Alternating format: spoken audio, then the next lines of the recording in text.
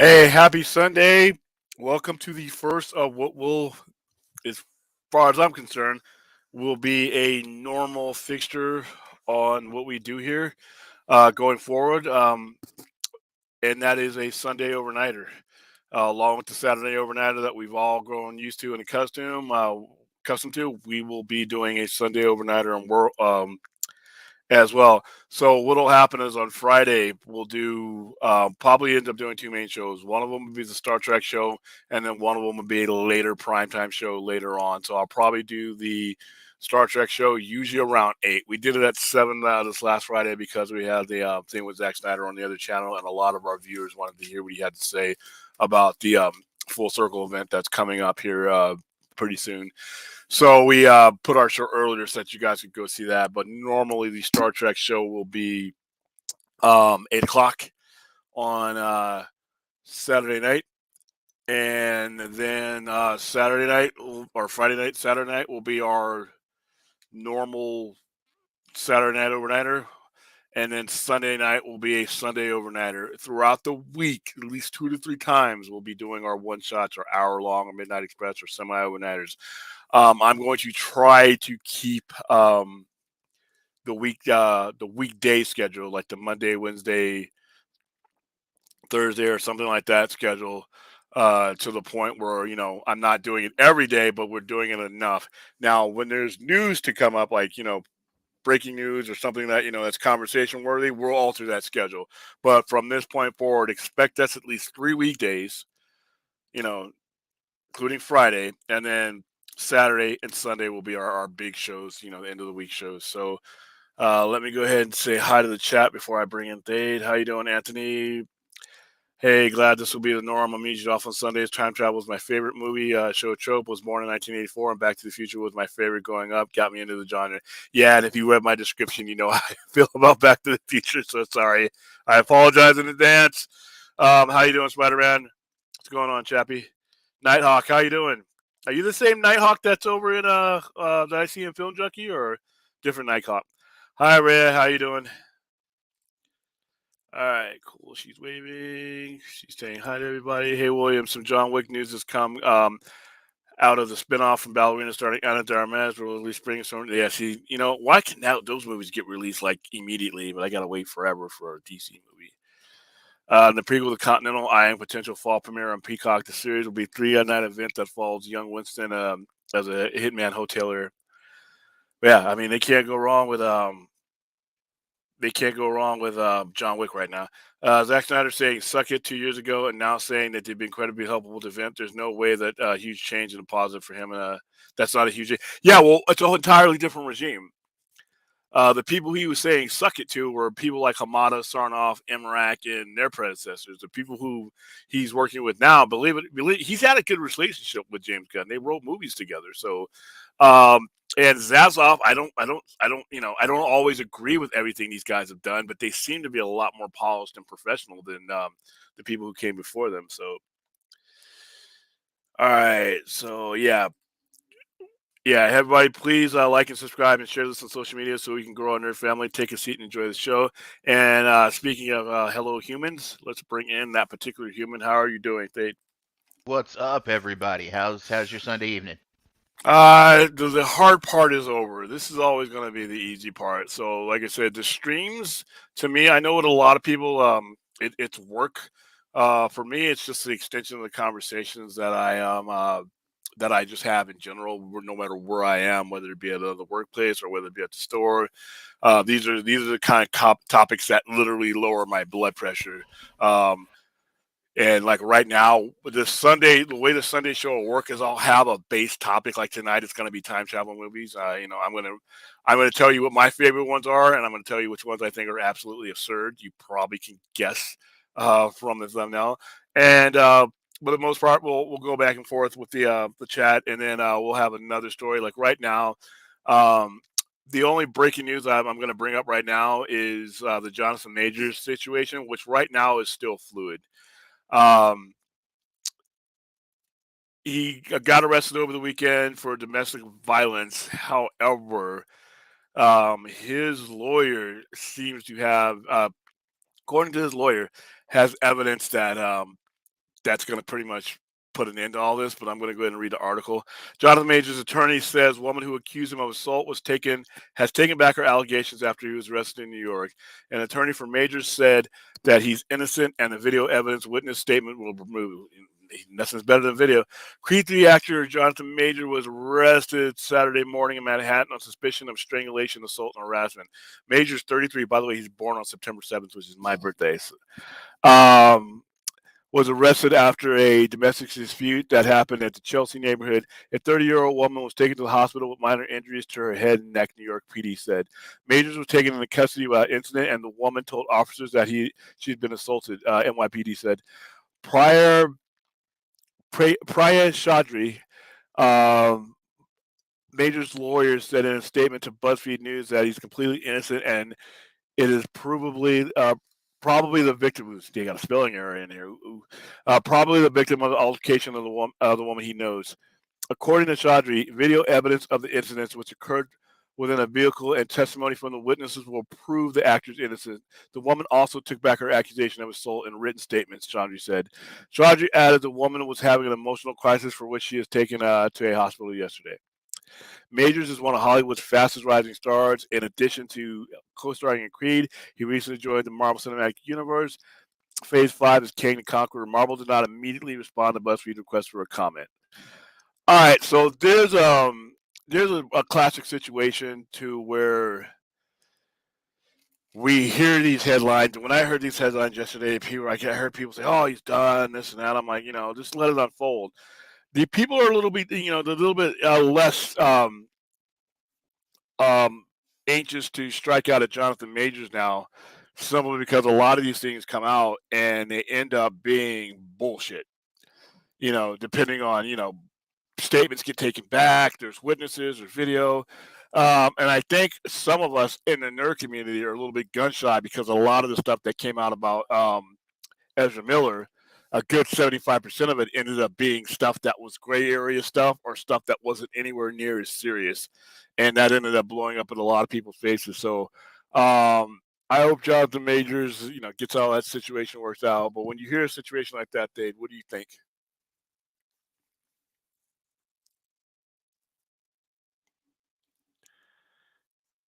Can you hear me, Dave? You muted? Oh, sorry, I stepped away for a second. What's up? Okay. What do you think about the Jonathan Majors situation? I think it's too early on to know anything before we make a judgment, of course. It kind of hit me like my first thought out of my head yesterday was like, damn, Kevin's not going to be happy. Yeah, if it's true. He's got his sniper rifle out. We're going to have Sniper Feige here in a minute, But, I just remember the Johnny Depp incident with Amber Heard and all of the stuff that was said about Ezra last year. And I'm just sitting here thinking, we really need to stop being reactionary to this kind of thing. We just need to let it play out and see what's going on. That being said, if this, is a real situation, who do you think that they might? Do you think they might recast, or I mean? Well, they'd have to because he's too big a part of their plans going forward. He's literally in several different movies going forward, and he's a big part of an Avengers story arc. So they would have to. It would suck too because I'm not I like Jonathan Majors, but obviously when half of your audience is females, like John Campea said, everybody everybody's got a mother, sisters, and when half your demographic is either female or somebody obviously who's related to a female, I mean, like we all are, it's going to be a very sensitive topic if he is, if this were true, for him to be able to go forward and not have issues, not have people, because like I said, with Ezra Miller, it's a lot of weird stuff that really is, but when it's domestic violence, it's a little bit more closer. I mean, that's why the Johnny Depp situation, what they were doing to each other rose to the surface a lot quicker. Ezra being a weirdo, and the one time he did choke the girl, no one could ever prove that it was a joke. People were like, oh, he hooked that girl. I'm like, I don't know, man, because that disappeared real quick. And then all the other stuff that he's doing, when you hear it, it said, "Oh, that's awful," but then you hear what was attached to it, and you're like, "Okay, that sounds kind of sketchy on both ends." With domestic abuse, most of the times you either did it or you didn't, and it's really easy to prove or disprove. It sounds like with her recanting her statement and her going to the hospital for another, a mental crisis, that that's what it may be. And like I said, I don't think there's going to be any charges Well, filed, but the way I see it is this. We need to stop being reactionary to this sort of thing. As the public, especially as with the platforms we have. But I will say this: when it comes to celebrities, it's really weird because traditionally we have a innocent until proven guilty kind of mentality in this country. But when it comes to celebrities, we automatically jump on the bandwagon of, oh, he's evil, or she's bad, or whatever, whoever's the perpetrator of the crime. And I think we just need to slow down and wait a minute until we get told something concrete. yeah, that's where I'm at with it as well. So right now, it just seems like it's really new. But just based on what is publicly known, I think that it's probably gonna end up disappearing too. All right, let's look at here. What looks like somebody went out and made a purchase. Oh, Vince, why did you do it? Dave, I picked up Wrath of Khan, Search for Spock, The Final Frontier. Go ahead and throw Final Frontier away. An Undiscovered Country on 4K UHD. Also found Generations on Laserdisc and bought that to frame it. Ugh. So two of those movies suck. Well, Final Frontier was horrible, and Generations was all right, but I think they just basically made that movie to get and Picard on the same screen together. I thought the movie was really bad, but 2 years later I forgot about it. Actually, 1 year, like year and a half, when First Contact came out, I forgot that Generations was even made. But what the rest of those are classics. Ironically, the one he left out that he didn't pick up was one of the ones I'm going to be talking about today in our time travel discussion later on. Um, so what are your thoughts on? Yeah, so we just touched on that. So I'm ahead of you there. Yeah, Uh, I'll go ahead and handle the chat here really quick for okay, you. cool. All right. So William and Thade, Super Mario Brothers movie releases in theaters in 2 weeks. Are you excited? Not in the least. That's because I'm I not a video gamer. I'm not because I think it's trash or anything. It's just because I'm not into that stuff. I'm sorry. Oh, Vince says he already owns Voyage Home on 4K. Ah, good. And my opinion on Generations is that it was just an extra long episode of TNG. Yeah, and not a really good one. And not a good one either. But if you're going for the completion of the collection, I understand. So there you go. Michelle says, Oh, hey. "Hey loves, I missed you all. Hello, Michelle. How you doing?" Yeah, I missed you too. Aren't you on vacation or something? Did you go on vacation? All right, now we got this here. What are you guys' opinions on the whole craziness that happened on Twitter with its Blockbuster opening their official Twitter again and saying that they might bring back Blockbuster Video? I saw that, and I don't know what's going on. I know there's still one left in Bend, Oregon, and they've done a documentary on them until last night, and they have a Twitter page. By the way, if you look up the last Blockbuster, their Twitter page is hilarious. They are hilarious, even if you don't live there. And it's a tourist spot now. But if you go bring up, matter of fact, while you're answering that, I'm going to bring up their Twitter page because it's great. But Is I it don't called? know what. Is it Yeah, called the last Blockbuster? yeah. I don't even know what they mean by this, what they're doing. I don't know. I mean, if they're reopening brick and mortar stores, I mean, it's really tough to figure out what they're doing. But I heard that, and so yeah, I got it right here. All right. I'm gonna, oh come on, why did it do that?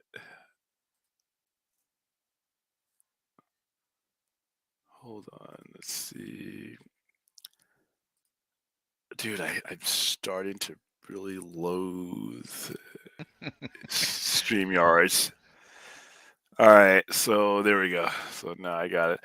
All right, still haven't received official shutdown notification, so we're keeping this thing afloat on raw determination and chutzpah. Uh, Someone like, wow, wow! I can't believe that Elijah Wood showed up in our store today. What a guy! Everyone better get over here before he has to take off. And it's the cardboard stand-up of him. Look at some of the stuff that they put out recently. Hold on, what are they? I know they've been putting out cryptic tweets, so people were like, and their replies are hilarious too. So, Netflix is a joke. Okay, this might be their older one. They have a different one too. Let's see. All right, this one's right here. Lone Blockbuster. Let's see. All right, Lone Blockbuster. Okay, this is the one right here that's. Okay. So honestly, we just want to outlast Quibi, so it's all gravity at this point. It's all gravy at this point. That's hilarious. Yeah. We Just a used to be heads up. good. Yeah. Just a heads up. The Man on the Ground by the new release is not doing an April Fool's prank. Yeah. What's the newest one that they've gotten? They have a lot of pinned tweets. My staff picks calling me. Oh, jeez, hold on. Where's their? They had a. I know they've tweeted since then. Why? I'm not a big Twitter guy, so I don't know why all their tweets are. Let's see replies.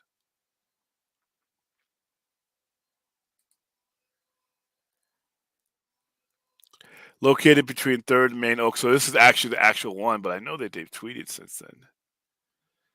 How does Twitter do this? Does it? I thought it puts everything new at the top. It usually does. Yeah, because this is all 2021, and I know that they've.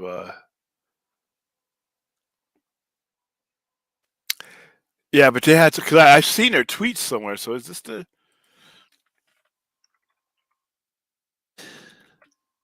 All right, so there's a couple of them that say the Blockbuster bin. That's their old one. That's their old one that they actually used before it became a joke. So I have the lone Blockbuster and the last Blockbuster. I'm following both, but one of them is actually really them. And these are old ones. But yeah, they have a Twitter page. I think they moved everything off. They might have quit Twitter. So hold on. Because they're hilarious. But yeah, that's where that's where all this came from. Was their main page. So I know that's Blockbuster, and then they in 2020 they did the documentary. Twitter. All right, so this is one.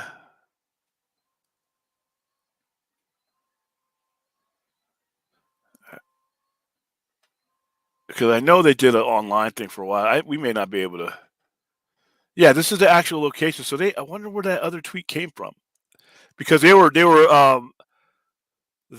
talking about. Now that was big. I was listening to it on other shows about they had posted somewhere that be kind, rewind. We'll have something for you soon or something like that.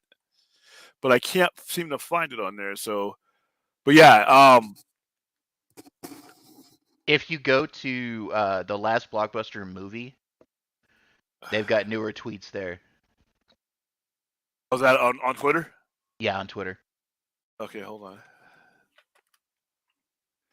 Like I said, Twitter is so alien to me because I don't.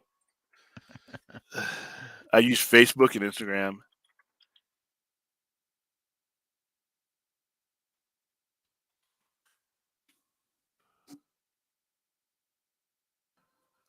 Okay, where am I at? Is that a page? Yeah, it's a Twitter page. I can't find it. Can you go ahead and bring it up? Because I can't find it. All right, give me a second. I feel old. Don't. Takes me a little bit sometimes too, man. But I've had this Twitter page since 2009, and I just didn't use it a lot until like the last maybe 5 years, and even then it was in conjunction to Okay, there you go. Oh, look at the sign! They got the sign covered up. That's hilarious. Let's see here. So is that where they did it? Introducing Blockbuster on demand. Just Just another way another to way do to it. get out of house. Wow. Uh, Be kind, rewind. Yeah, that's the one. There was something near there that somebody was telling me about. That's what he was referring to. Let's get that out of the way. The last Oh, look at the. Blockbuster motion picture soundtrack. Blockbuster with the Batman logo. You know what? They're crazy.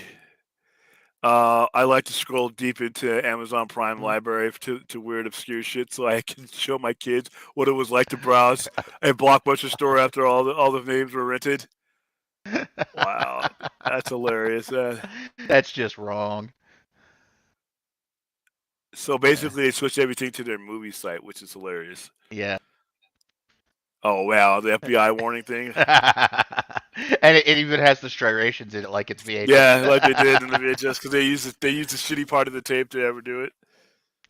This is a photo of me holding a card that features a photo of Doug Benson holding a card. It is also an NFT. Jeez, whoever runs it is hilarious. No, look at that. The last one, Netflix. Wienermobile stops at the last Blockbuster. Yeah, it's actually a pretty cool tourist spot. I want to go. Yeah. I figure they have no competition from anybody, and it looks just like that. When you Google Map, I Google mapped it one time just to see if it was real. It is real. You can like just zoom right in on it. Oh, The The Last last of Black. Us. Yeah, The last The Last Starfighter. Starfighter. Yeah, they have a sense of humor, man. It's Rick Manning Day. Free popcorn Tuesdays with any. Hold on, was that with any paid new release? Man, I'll get a free popcorn, no limit. Wow, more copies guaranteed. This is And, crazy. and that's the girl. She's in the documentary right there, Sandy. Yeah. I think she's the one who does the tweets. Coming to yes. Uh, Oh man. that was one that they did before, but yeah, they are absolutely hilarious, man. They have a good a sense of reminder humor. a reminder to everyone who watched the last Blockbuster over the weekend. It is due back Monday by noon. Have you watched that documentary? It's actually pretty hilarious. No, I haven't, but I'm gonna have to look it up now. Yeah, it's I mean, you guess where you can watch it on Netflix. Yeah, so Oh, yeah, that's messed up, dude. but that particular one is doing pretty well. So here, I just followed them on their thing. So yeah, I'm gonna look up for some of theirs. So this is relatively a new. This is just for the store. So it's relatively new. Um, they just retweet a bunch of stuff, but then they come up with their own. But you know what? When you have your thing from 9,000 locations down to just one. Oh wow! Oh wow! They came out with a limited edition VHS for their movie. That's probably worth money. Yeah, probably. Thanks to Blockbuster and Ben Organ for bringing back these amazing memories. I lost track of so many awesome things. Oh wow! Oh wow! Spirit Halloween. There's one on here for Spirit Halloween. When we said we wanted to keep the spirit of Blockbuster alive, we didn't mean Spirit of Halloween. Oh wow! That's just real hilarious. They are hilarious, but This that's shit's hilarious, man. they're doing what they need to do to stay relevant and in business. But you know what's going to be funny though, and I know we're joking, but I truly missed the video stores. I truly miss Borders bookstores. I truly miss the places of gathering that we used to go to meet each other, to find commonality. Because as much as I adore the internet, and you know, obviously we're on the internet and YouTube and things like that, there's something to be said for the random encounters that you have and what happens from those. All right. You don't really have to go through the cycle of an entire social relationship with anybody when you can just block them, when you can just click on the X and make them disappear, when you can just unfriend somebody.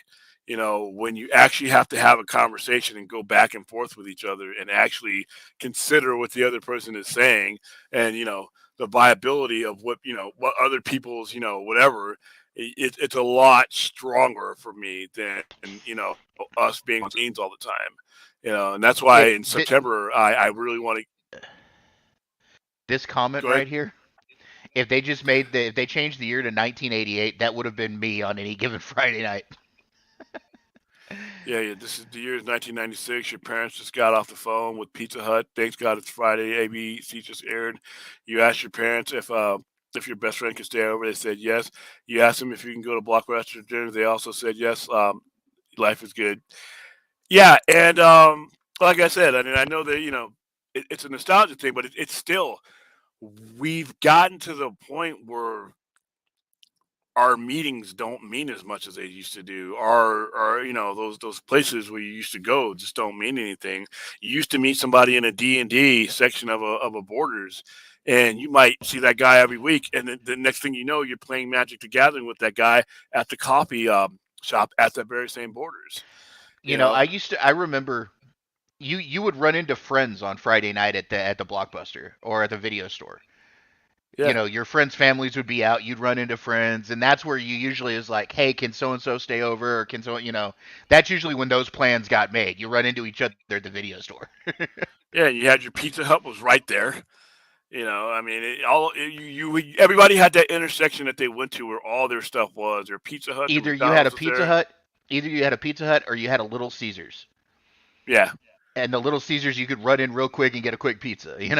yeah. It might, Pizza Hut you had to wait a little bit, but like, with the Little Caesars you had to go in there and get.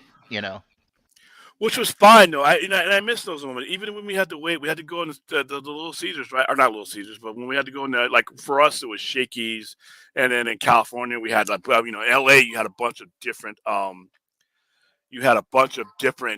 you know, no name guys that were still cool.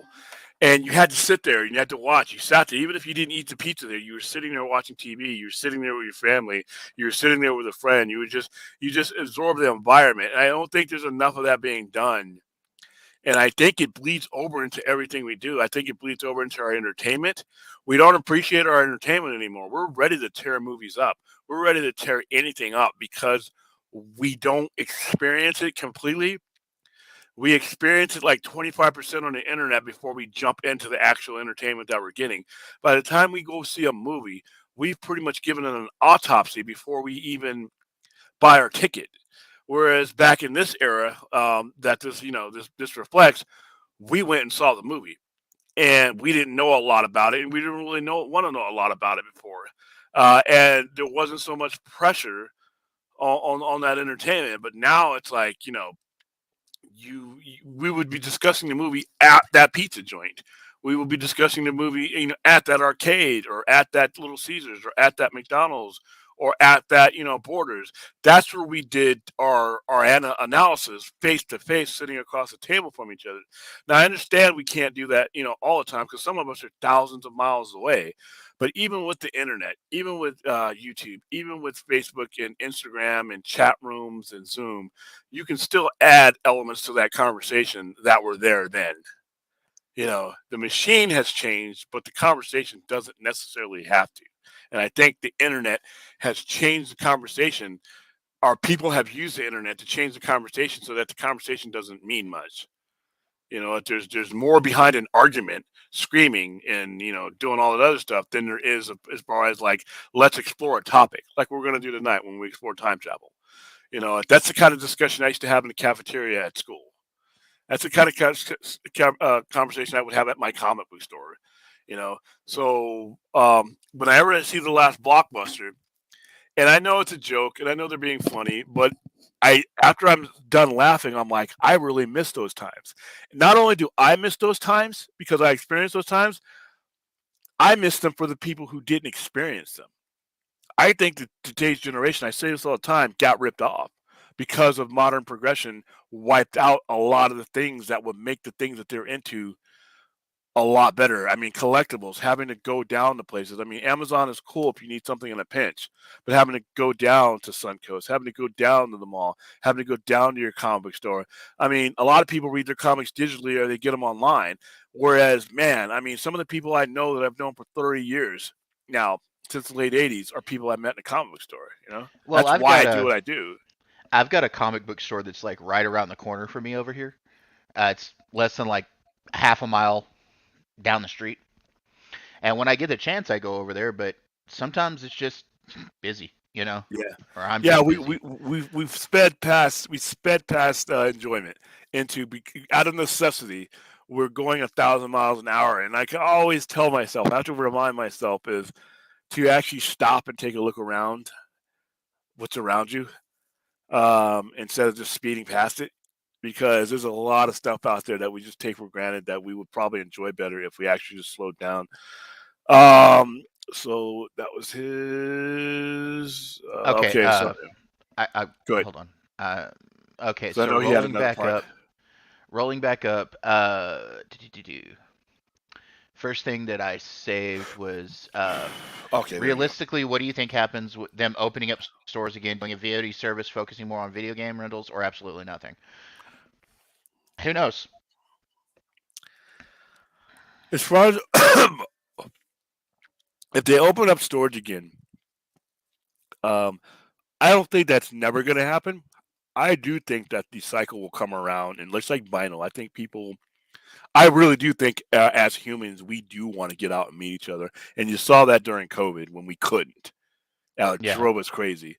So I do think it's coming around again to where, like I said, vinyl was dead. They used to make jokes about vinyl, how dead vinyl was, how what a fossil you were if you ever thought vinyl was a viable thing coming back. And now look, we got whole stores out in Vegas that were dedicated to them.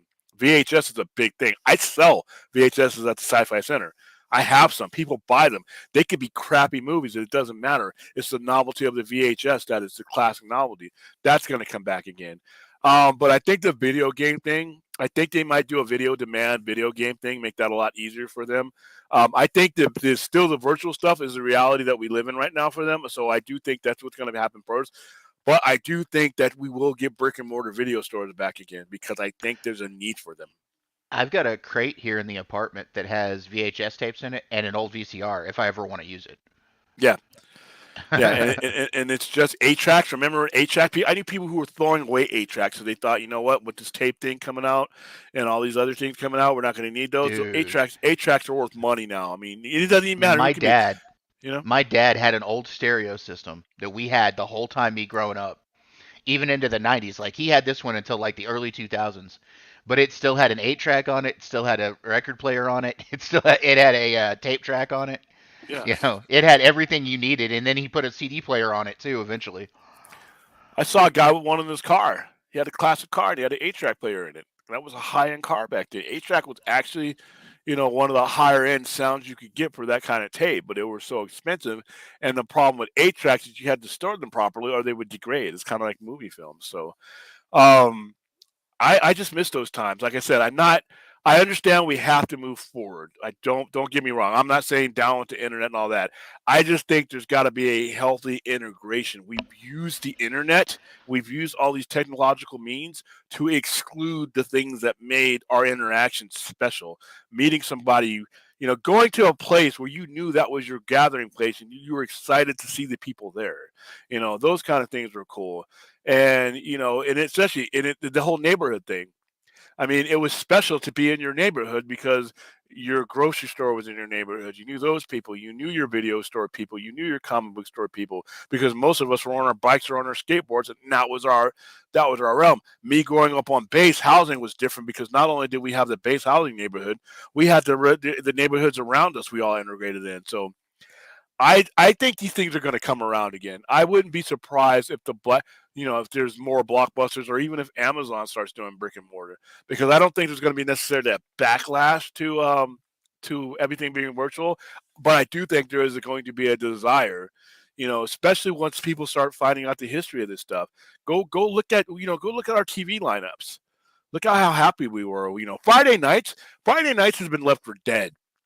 The only show Friday that night, was dude, good. Friday night was a phenomenon back in the late 80s, early 90s. So Like was Saturday night. people were always around the TV. Yeah.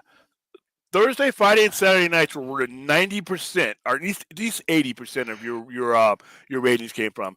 Thursday night, must see TV, either St. Elsewhere, Cheers, Cosby Show, all those, ER, all those shows. And then Friday night, back in the early '80s, that was a big night. Knight Rider, A Team on NBC.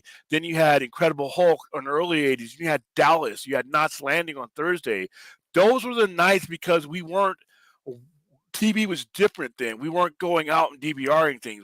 That was a family night. Sunday night was your movie night. That was your network TV movie night, and they would make made for TV movies.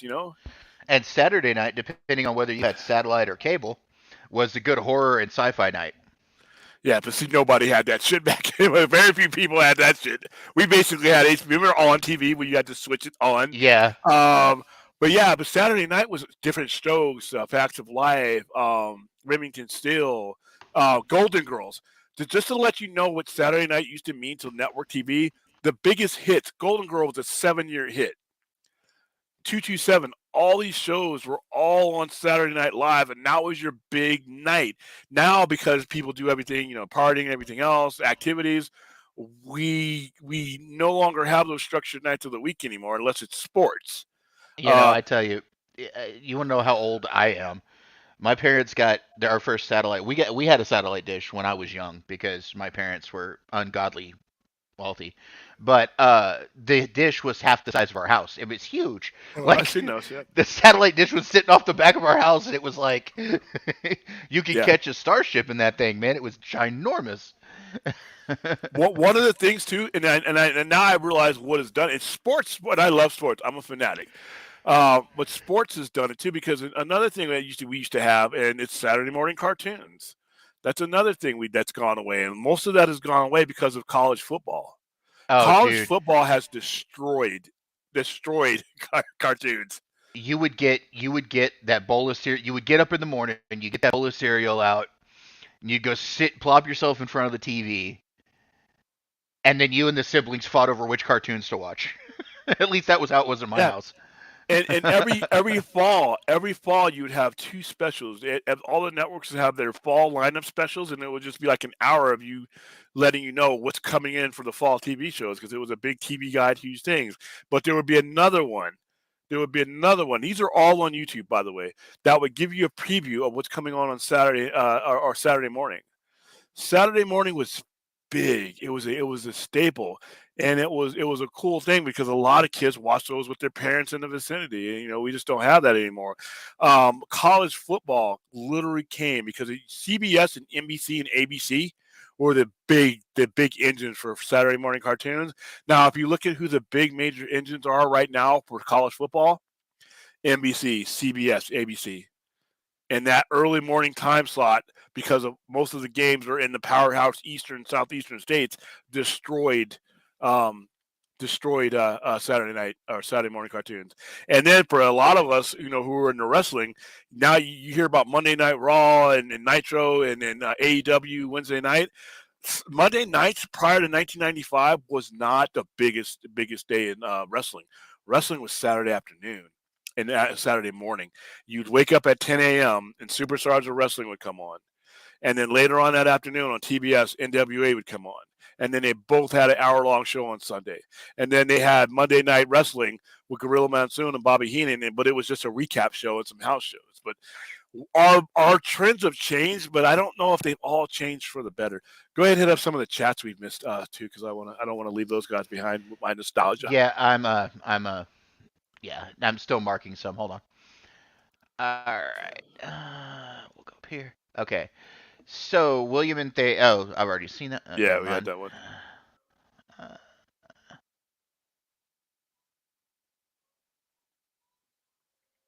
Uh, okay, here. Michelle said her husband and her just got done watching The Greatest Showman, and that him and her sang along to a duet, and it made her melt. Wow. So she I got a wanted us buddy to of know mine. that. Don, and Don and his wife Gail have seen that movie like 30 times. I mean, they I have seen have that movie not. like 30 times. I mean, the people who love it to the point they love it, love it. It's not just I like this movie. They fucking love that movie.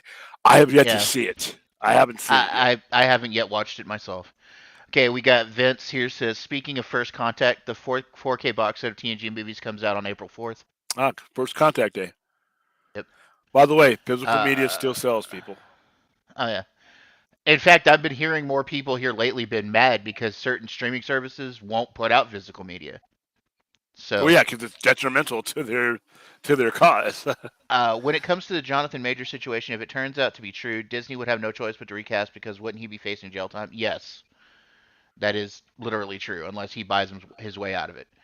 Um, but one thing I will say is that I find it weird that they took off Jonathan Major's Army commercial that he was doing because of this, and honestly, I think it was a bit reactionary.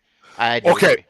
here's the thing about that though. Whenever it comes with military advertisement, that's just customary. They will do that. They will do it temporarily until because if they're running the commercials, it's the same way you want to give them the benefit of the doubt, but you also have to go the other way. You also have to hedge it. As long as they don't come out and say a statement or anything else, but it's not unreasonable for them to pull the ads temporarily. Now, once he's exonerated, or like tomorrow, and this video comes out, and we find out it's all for naught, then they'll start running his videos again. But you have what I like to call the Chris Benoit situation. Back when Chris Benoit, he committed suicide, took his wife, took his son with him, and everybody was coming on with specials and tweet not tweets but coming on TV saying what a great hero he was, great record, because we didn't know what was going on. And after they found out what was going on, everybody that he was what he'd done, they had to retract and pull a bunch of stuff. So it's at the same time we're saying we should all wait till we find out. You have to look at the flip side of that, and the Army has to wait until they know that there's nothing before they go forward. Now, they're not making a statement saying, hey, we condemn this, we condemn that. They're just saying, hey, we need to see. And, and I'm pretty sure Jonathan Majors people understand that. But I think if he is exonerated, that I think you'll see those ads again. Monkey Jeebus says we're old. Rhea says, I just want a Blockbuster logo dad hat. Those are cool, and I want one too, Rhea. I agree. You can get those. You can get those from the last Blockbuster, by the way. They have those. Uh, Vince says, as a kid, I loved renting video games. It was nice to rent and not get stuck buying a bad game. True. Yep. Or having to trade it in for half the value. Scipio says, hey, William, I miss Hollywood Video more as they sold toys and memorabilia. They were good. I had Hollywood Videos was better, actually. I had a Hollywood Video and a Blockbuster in the town that I grew up in. Well, in here in Vegas and in San Bernardino, wherever there was a Blockbuster across the street, they had a Hollywood Video. I mean, they did not give a fuck in one way or another. So if Hollywood Video had a corner, Blockbuster was there, and vice versa. Blockbuster opened up somewhere that wasn't. They were doing that. Here's the crazy thing. Super Walmart, in the parking lot of the Super Walmart, where you had the filling station of those Walmarts, right next to it was a small shopping center. Okay, in the middle of the shopping center was a tire place. They did tires, they did inspections, all that. Right. On either end of that was a Blockbuster and a Hollywood Video on either end of the tire shop. That's how you do it when you do that even now, like a Lowe's and Home Depot. I mean, Lowe's, we literally have Lowe's that you can see Home Depot across the street from, and it's gas station, same thing. 7-Eleven, Circle K, Rebel Gas. I mean, they're all over the place. So, but yeah, that's the way they did it back then, man. Reyes says Game Crazy had games in a glass case counter display. I bet that helped sales way more than the GameStop empty case displays method. I will say this: we have a place down here where I live right now, Rhea. It's called Game and Movie Trader. You can go in there and trade like all the way back to retro, all the way back to like Nintendo. You can go in and trade games. You can go in and buy old movies. It's a really nice retro store. I think you'd enjoy it. Remember Suncoast and their expensive ass shit? You just go to Suncoast to see what you wanted to get, and then you could go somewhere else and try to get it for cheaper. Yeah. Do you remember the one in the mall that was always in the mall? That was Suncoast. Yeah, it was Suncoast. Yeah. And you had FYE. You had FYE. And you had Sam FYE. Goody. Yeah. FYE is the one I'm talking about. Sam Goody. So you would go over to Suncoast and see if you can get fleeced, and then like right around the corner, you go to Sam Goody and get that shit for about 30% cheaper. Yep. Did you stream on Saturday night? No, we did not. He had a wrestling thing. Nah, yeah, I didn't. Let me show you guys some stuff. Dude, man, it was wow. We hosted a wrestling event last night, And for those of you, if you don't know already, I am a massive wrestling nerd, and let me bring up my Facebook page. Most of it is on there. Um, I have a plaza, which is one of the rare plazas in Las Vegas, to where it has an upstairs and a downstairs, and it has a courtyard in the middle. And in that courtyard, we were able to we host movies and we do all kinds of stuff. Like there's me right there, my gold belt. Where you can kind of see behind me. That's the wrestling ring. We had set it up, and this is right before the crowd and everything started to come in. That's my Ric Flair belt. I bought it out so I could look like a fool. That's them setting up the ring. These are the guys that set up the ring. Is it coming through you guys? Yeah, cool. All right, cool. So that's the ring they set up. The Big Valley Wrestling. The guys I interviewed on the Friday show prior to the last week. That's these guys. Ricky that came on, the independent wrestler. That's their logo. See up. That's a spacesuit I just sold. I had the helmets too. So there's a courtyard. There's them. There's me looking like a wrestling nerd. This is one of the just as they're going in. So it's a real indie feel. You see the bell guy with the ring bell and the announcers right there, and then we had seats set up around it, and there's a movie screen behind there so that you could see what was going on. And that's Ricky, the guy who you saw me interview. He was one of the wrestlers at the thing. There's a wrestler. There he is, Santana Jackson. His gimmick is he's Michael Jackson. Specifically, it looks like the one from Smooth Criminal, and he does the whole thing. He does all that stuff. It's hilarious doing the match. There's Cutthroat Cody. He is a guy that teaches wrestling out here. So if you ever want to come to Vegas and you ever want to be a professional wrestler, he's actually wrestled for major wrestling federations. This is one of my favorite pictures of the night right here. Let me see if I can blow that up for you guys. Or how big is that? So that's as big as I can get that, I think. Here we go. So right here, this is like towards the end of the night. There's actually more people there, but they're sitting behind the screen and they're off camera here. We had to put some of them a little bit further away so that, because this is what you see here's the last man standing match. They use picture frames there. There's chairs in the ring. There's a John Cena doll in the corner that was used as a weapon. It's hilarious. And this is I'm shooting this from the second floor down at our ring. And one of the guys, where you see the guy standing on top, they asked me for permission if they could jump from here onto the ring. I'm like, absolutely not. You're going to get me evicted. And there's this guy had one of the vendors we had championship belts, like the toy ones for the kids. And so when I walked past him, I'm like, hey, dude, I'll be right back. I want to show you something. So I came out here and he took pictures with the belt.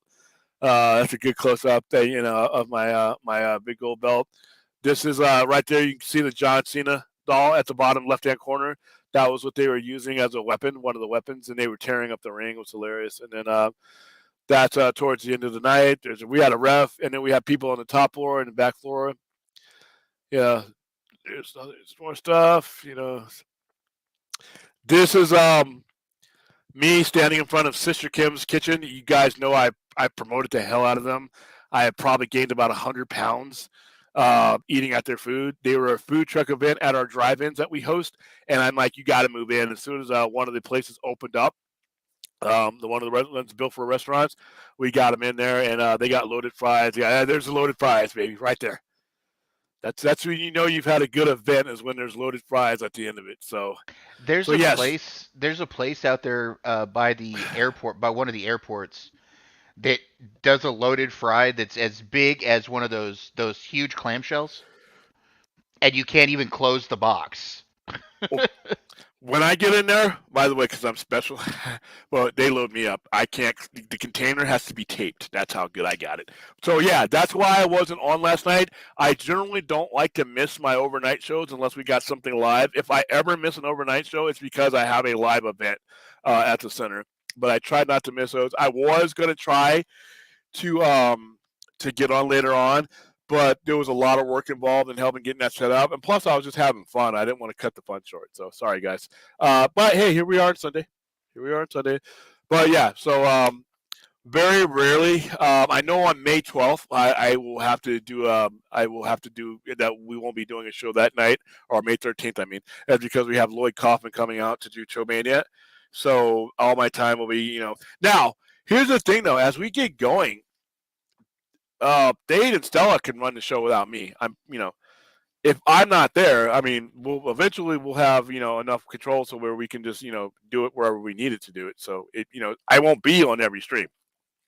I'm pretty sure some of you will be like, "Thank you," but in case we don't want to lose this, we don't want to not have something going on because that is a big chunk of people Saturday night, and some of you guys have grown accustomed to seeing us overnight. So instead of missing a show, next time I do have to miss a show, we'll still do the show. I'll just be coming in late, or I'll be a guest, or I'll be streaming from whatever event. Like last night, I thought about streaming from the show and showing you guys all the matches, but it would have been kind of difficult depending on what kind of internet we had. So sorry about that, Spider-Man.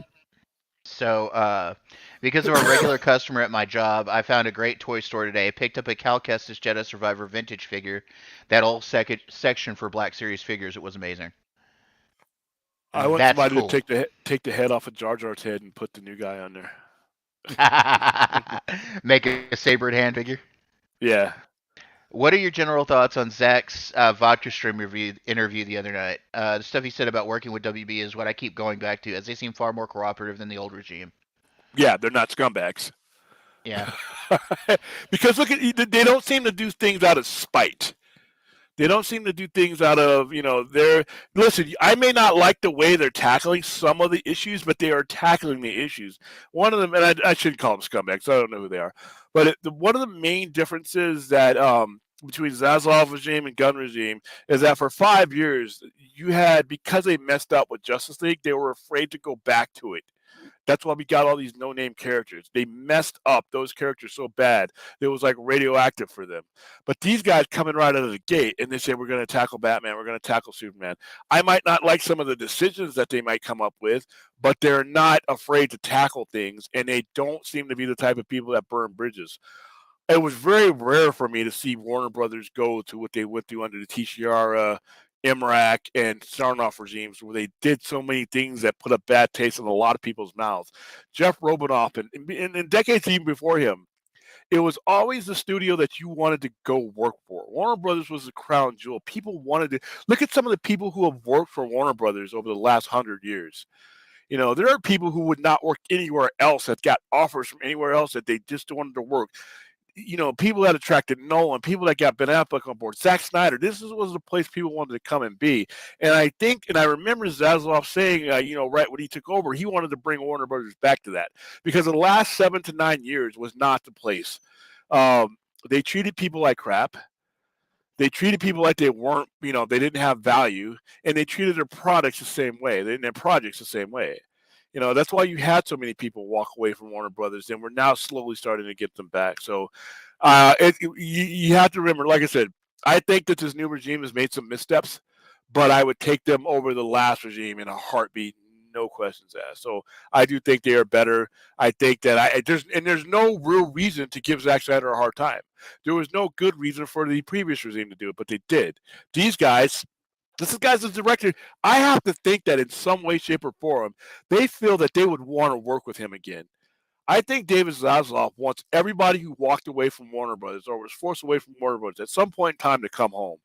Because if people are coming to you and they're attracted to your workplace, that increases the value of your studio. So it doesn't surprise me at all, and I'm happy to see it. What do you think, Dave?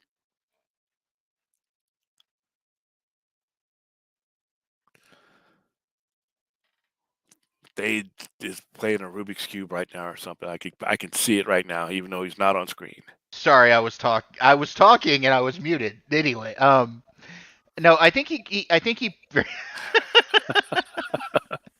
I think he very pointedly answered some very pointed questions, and they were questions that needed to be answered for a certain aspect of the fandom that can't seem to chill out. You know what I'm saying? Yeah, and it's sad about that aspect. We won't go into too many details as we are because there's some people who are not as far into it as they are. Because remember when the whole article first came up, when Forbes put that article up, I laid out a show exactly how something like that could happen, and it wasn't completely out of the realm. Would it be Netflix? No, but it could be Amazon because of $1 billion. And people put their fanboy helmets on. They would never do that. They would never do that. These are people who don't even know how to spell business, let alone how one operates as far as profitability goes.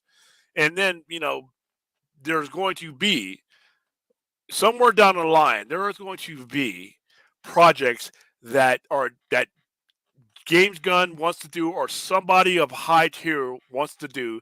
You're either going to have a director that comes over to you and says, "I want to do this DC product, and I want you guys to executive produce, but I got to, but it's going to cost 200 million, 300 million, whatever." Warner Brothers is not going to be able to fit that. They're not going to be able to get the investors on board with that, but they're going to want to make something off of it. So that is going to go to another studio. That is going to go to another platforms. Warner Brothers will still make their profit off of the end, but they don't have to spend a lot of other different money on. And it's also going to happen where James Gunn is going to have a project that he wants to do that he's going to go to those same people and say, "I want to do this project. It's going to be kick ass. I think it'll, do well, but we can't justify spending the money because it might not be a blockbuster. This, as far as what we need, it may make enough money for this particular streaming service or so and so, and then business is going to get done." I know there's an element out there that completely went, crazy with certain of these things, but the other end of the element, nobody told me when the whole Netflix thing came out or any other platform came out. It's one thing for you to say that it would never happen, but 99.9% of the reasons that I heard people getting on YouTube and everywhere else saying it wouldn't happen were complete and utter bullshit. All right. Almost everything I heard from people who, say, "Well, it'll never happen because this will never happen that." And I'm like, if I had a bullshit meter that shot bullshit up into the sky, I would have been able to reach the atmosphere with some of the stuff, some of the reasons people gave. you know, I gave reasons, and we all knew it was a slim possibility no matter what, but it was a discussion. It came up in Forbes, a major financial magazine. So it was a topic we discussed. And the dynamics, if you wanted to do something like that, were there. The reasons people came up to refute it were bullshit. And that's what I think caused a lot of heat with a lot of people because you had a lot of people say, "We could do this because this one." They weren't grounded in reality. And then they had a lot of people who said, "Well, you can't do that. They would never do that." And they weren't grounded in reality. So we had two groups of people at the end of the bullshit spectrum, either end, and nobody was in the middle saying the main reason why you would never get something like that is the willpower to do so. Netflix just didn't have the will to do it. Warner Brothers didn't have the will to do it. Zach didn't have the will to do it. The desire wasn't there. But that's the only reason that would stop that. If somebody offers you enough money for an IP and you're not doing anything with it, and then the dumbest thing I heard the whole time. Well, it's gonna. Why would they do something and compete with themselves? And then why would they confuse their audience? I'm like, they're not competing with themselves. They are getting paid. It is always going to be their IP.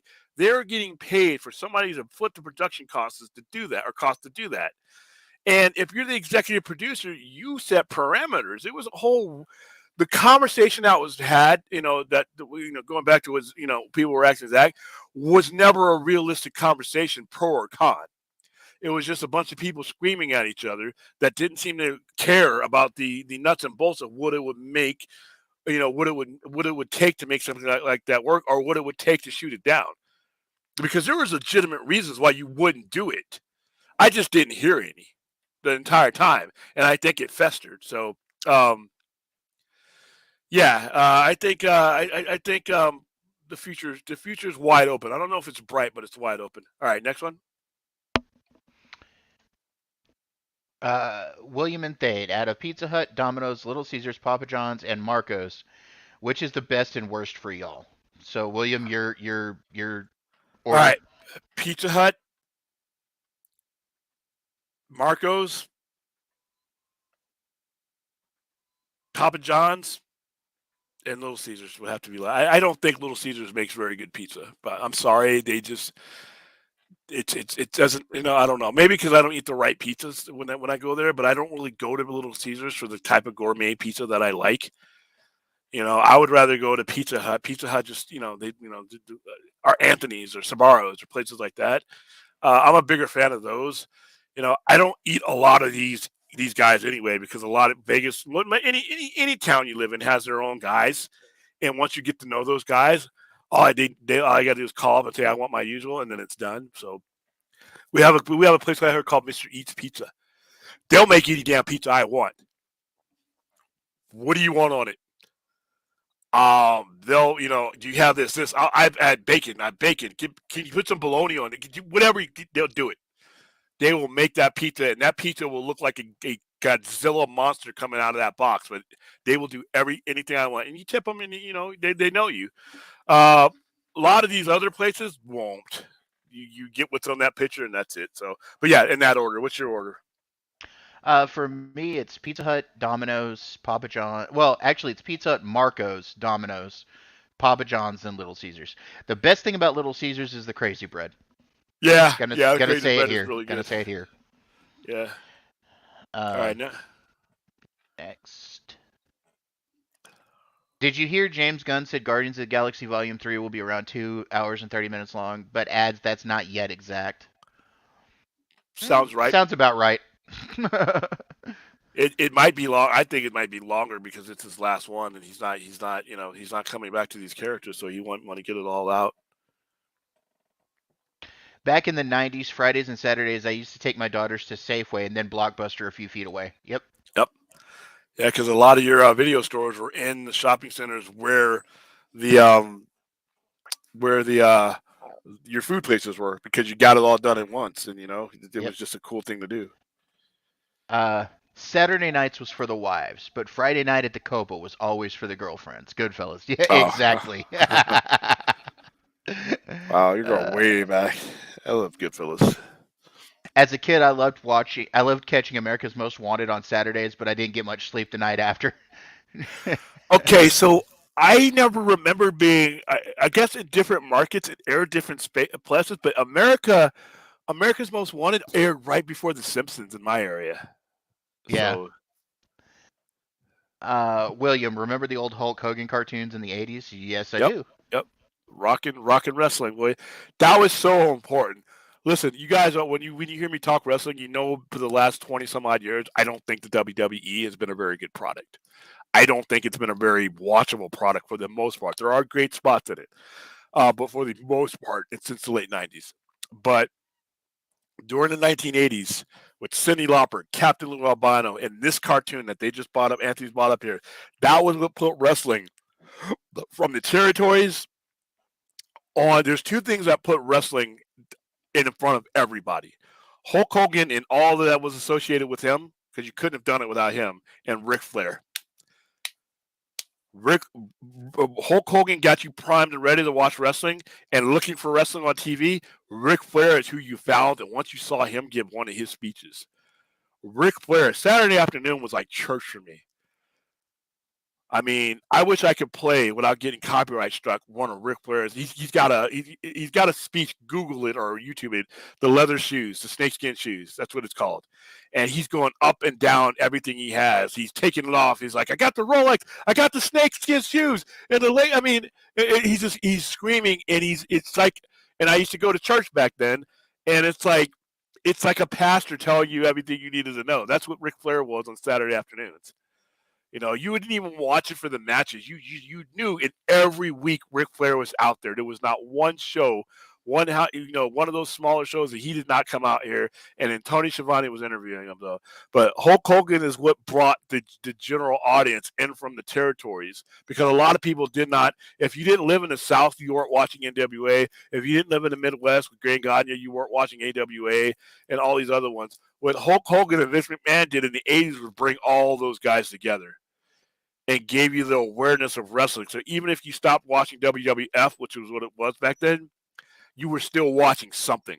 And for me, even though I don't watch the project with as much admiration as I did growing up, it has opened the door to New Japan, AEW, MLW, AAA. I mean, there's Impact. There's so many things out there now. So yeah, I remember that whole. That was a very, very, very important cartoon. All right, next one. Friday and Saturday had some awesome new cartoon and live action content that came out on Friday and Saturday nights. Yeah, they did. That was it. That was their staple. Those 2 days, like I said, Dallas was the biggest show on TV at one point. That was a Friday night show. A Team, I know A Team actually came on Thursday. Knight Rider was a huge show in the 80s. Came And then on. she says, second to that, she says Toonami Saturday Night was amazing. Still is. Depends on where you're watching it. Cartoon Network does Toonami on Saturday still. Yeah, they did the Blade Runner. They did Black Lotus. Yep. It was a great series. But yeah, Friday and Saturday was huge. And if you can even go back to the early '80s, late '70s, Battlestar Galactica, Love Boat, all your major sitcoms aired either on a Thursday or a Saturday. It was just the way it was. It was just weird. Now we look at it. Now the only show that really had a large run on a Friday, all right, after this era was over, was X Files. And even once X Files got to be one of the top shows on TV, they moved it to Sunday. Yep. So there you go. The first episode of Batman the Animated Series premiered on a Sunday night at 8 p.m. The episode was on Leather Wings. I know you hate that show, William, but that's to your point. And he's right. It did. Yeah. Yeah, it was listen, like I said, my feelings about the effects of Batman the animated series had on Batman going forward. Yeah, it was still an important show for a lot of people. I mean, um, like I said, my opinions of it are because I think it had a disproportionate effect on what Batman would become later on. To me, Batman the Animated Series is not reflective of what Bob Kane and most of the people who shaped what Batman is meant. I think that, like I said, that's why I love the Batman so much. Uh, that's what Batman is. Batman is a brutal guy in the dark that you just do not want to meet. And when you meet him, if you're the wrong person, he's going to beat the hell out of you. He's going to bash your brains in. All right. He's going to run you off the road. He's going to hang you upside down and torture you for information. He's not a cool guy, and he's not okay up here. He's not stable. All right. He's stable enough, but that cartoon, I mean, I was like, that is a cool cartoon, but just put him in a different costume and take him out of Gotham City. Because to me, the stories that were Gotham City, Gotham was always a part. It was like an extra character in the series. But if you look at the Batman Gotham is an extra added on character. But no, that was a very important show, and it was later on. It was later on in the evening. I remember that, and they still too in some markets show Batman later on in the evening if you look around for it. But yeah, all right, next one. I lived in Haywood and Oakland for a while, and we had liquor stores on every corner. So too in South Modesto, but in richer neighborhoods they don't have any. I think it's a race issue, man. It is a race issue. It is a race issue. It's a demographic issue. Same thing with tobacco and everything else. They, depending on in immigrant neighborhoods, it's the same thing. A lot of the pressures of being a minority back in those eras, everybody, it was liquor and it was cheap liquor. A lot of minorities, I mean, including where I was growing up, all when we were off base, a lot, places like Inglewood, Hawthorne, those were the gathering points. Rich people had restaurants and bars that they could go to. If you didn't have that kind of money, you hung around at the liquor store, and they basically geared their product. Like I remember Slits Malt Liquor was geared towards, in my opinion, geared towards black people. And it was aimed at us at a very young age, and that's where they were concentrated on because that's where we hung out. We didn't have certain neighborhoods didn't have a YMCA, they didn't have good libraries, they didn't have any of those places. So these social gathering places ended up being the liquor store. So they geared their merchandise and aimed it at minorities. Like they did a special on that back in the day where when they were trying to revitalize LA after the riots burnt down a lot of stuff, and they put in every place that just had a liquor store, they ended up putting a grocery store that had meals and balance because that a lot of our health, a lot of health that minorities go through is because the places we were going to get our food and everything else were like, not up to scale did not have the 4 course meals and everything else. And then the schools weren't providing stuff in there. So the liquor store became the end all be all, and it sucks. And it's getting better. But yeah, back when I was a kid, you go up to a 7-Eleven or you go up to the corner store, fools are hanging out. They all have 40 ounces. So Yeah, I be honest with you, Darth, I think it was a race issue. I don't think it was a racist issue.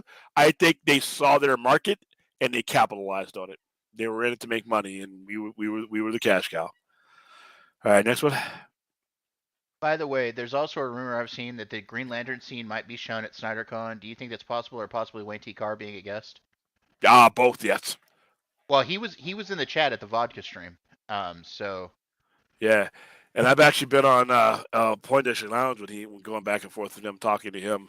I say that's a high probability. I wish I could be there. Those damn tickets sold out in 7 minutes, man. I know, Motherfucker. crazy. And you know what? It's for the best though, because even though I could have gone, like I've always said before, I think I can balance this whole streaming thing and the store thing as long as I stick to my plan. But if I just go out gallivanting, like it's probably the reason why I won't go to Comic Con this year, because yeah, I could go hang out at Comic Con and all that, but I have a comic book store here, I have a business here, and it's probably for the best that I don't go. I live in a vacation spot, so. But yeah, we're gonna. I reached out to the Nerd Queens, and they said they'll get back to me as far as like if we can do something to help. So I'll hopefully they'll be in touch soon. So here we go. William and Thade, you guys seriously need to do a live watch along for Howard the Duck. I would rather drink out of the toilet than do that. But next weekend, Friday, Saturday, and Sunday. All right, we're going to be doing a fundraiser, and one of the options I'm going to put up is us. I'll pay for the license so that we can broadcast it on YouTube, or do a film in our screening room. I will suffer the indignity and the absolute abominable waste of time it would be to watch even the opening credits of Howard the Duck if we can raise $2,000 for the two charities that we're going to be shooting on. I will dress up as Wonder Woman and do a live stream as Wonder Woman if you guys want. I'm not afraid to make myself look like a fool. You clearly see. Look at my Instagram. Look at my Facebook. You have no problem with looking like a fool in public. Not at all. I have fun. So, boy, I really want to get this charity thing going on, and I want to do at least one charity stream a month. I want to start out with AFSP because that's what's good. Right now the attention's on that, but I also want the other half of the charity I want to work on is I want to get, like I said before, I want to get it to the point where we can give money to nonprofit people who are there for mental health at the beginning stages. Once we start talking about suicide, we're really close. You are so deep into the situation. I want to help there, but I also want to help with. Let's get to it before it gets to that point. Because once you get to the point where you're considering suicide, we're talking 50-50 odds sometimes if we can't get to you in time. But if we can, if somebody has resources to pick up their phone and they don't have to worry about their insurance and all these other things, and all they have to do is press the button and get basic mental health stuff, not the crisis stuff to where you're at. Let's prevent the crisis. Then I think it would be for a good cause, and that's what I want to do. So, hey, if we raise, and I'm going to get with Film Junkie, I'm going to get with I'm going to get everybody that's in our circle to see if they can push it out there for us, and see if I can bring on guests and have them watching the show. And I want to do at least one fundraiser a month. So and one of the things if that's what we pick, we will sit and watch what I deem to be arguably the worst movie ever made. And definitely the worst comic book movie ever made. So, hey, keep an eye out for that fundraiser, Chappie. Next one. I was at the wrestling event and I saw William have a wrestlegasm. Yeah, man, it was just fun, dude. Listen, when you run a small business, there's a lot of shitty days. There's a lot. Everybody who's ran a small business, especially in the last maybe 3 to 5 years, you understand that it's sometimes it's a struggle. Sometimes things go well. Sometimes you get on a rhythm, and then sometimes things suck. I mean, sometimes, and even if things are going well, it's exhausting. But like I said before, when I say slow down and take a look at everything around you, I got to do that Saturday night.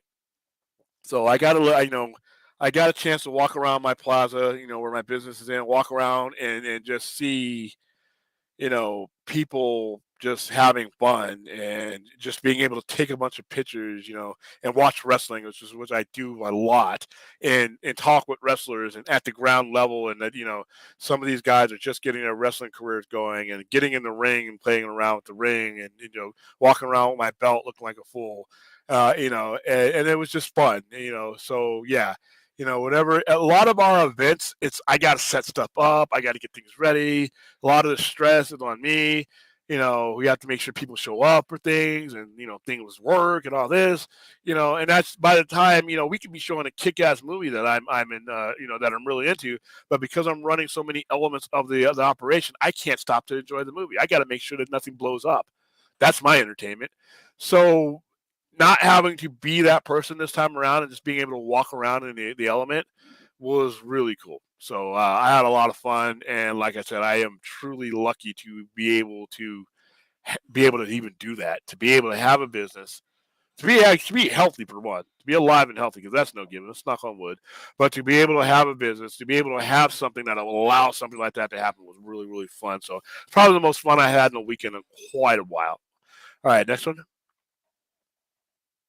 Suncoast had the coolest anime physical media box sets, pricey as fuck, but cool to hold and read. True. Suncoast had a lot of box sets.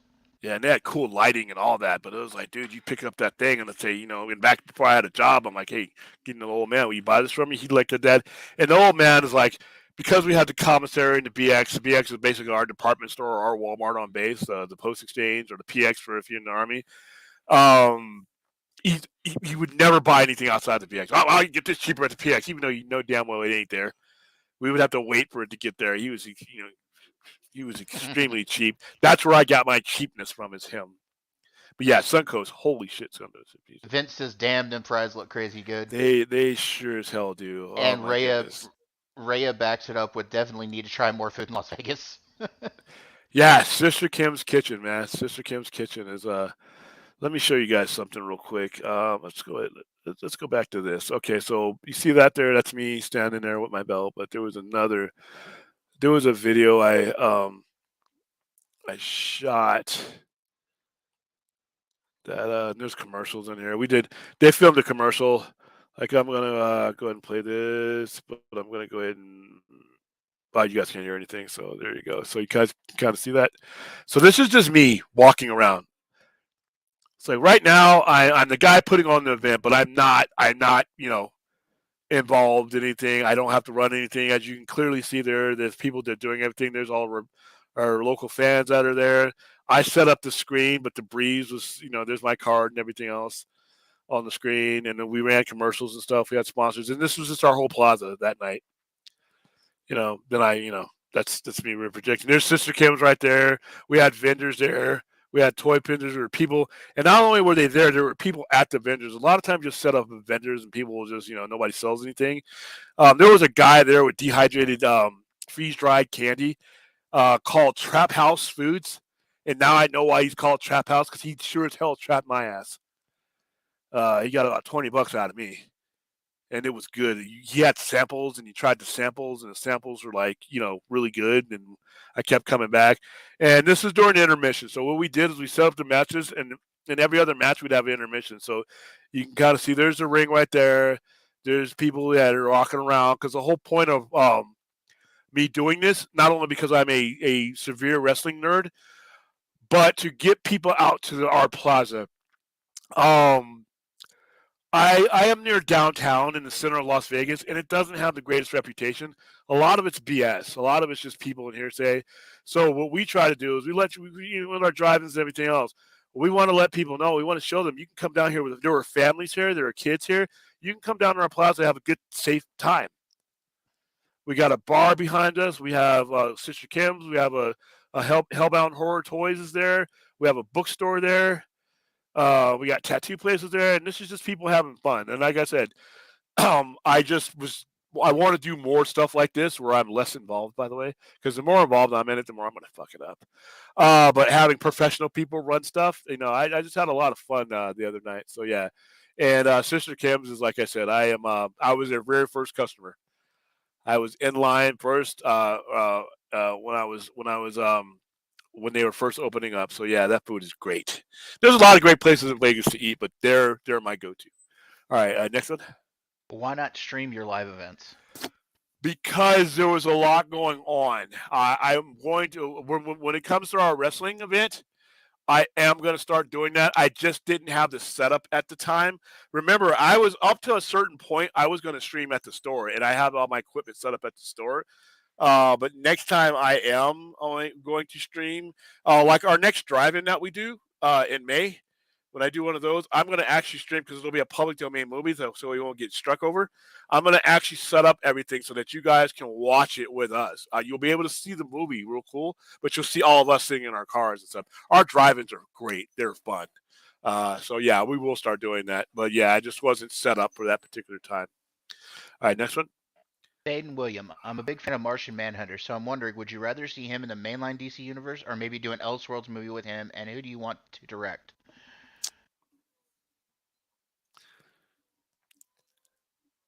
Don't know who I'd want to direct. I mean, I always go to my old mainstays. I don't know if they're the right people, but Michael Mann, Denis Villeneuve, um, you know, Villeneuve might be able to do a good Martian Manhunter movie. yeah.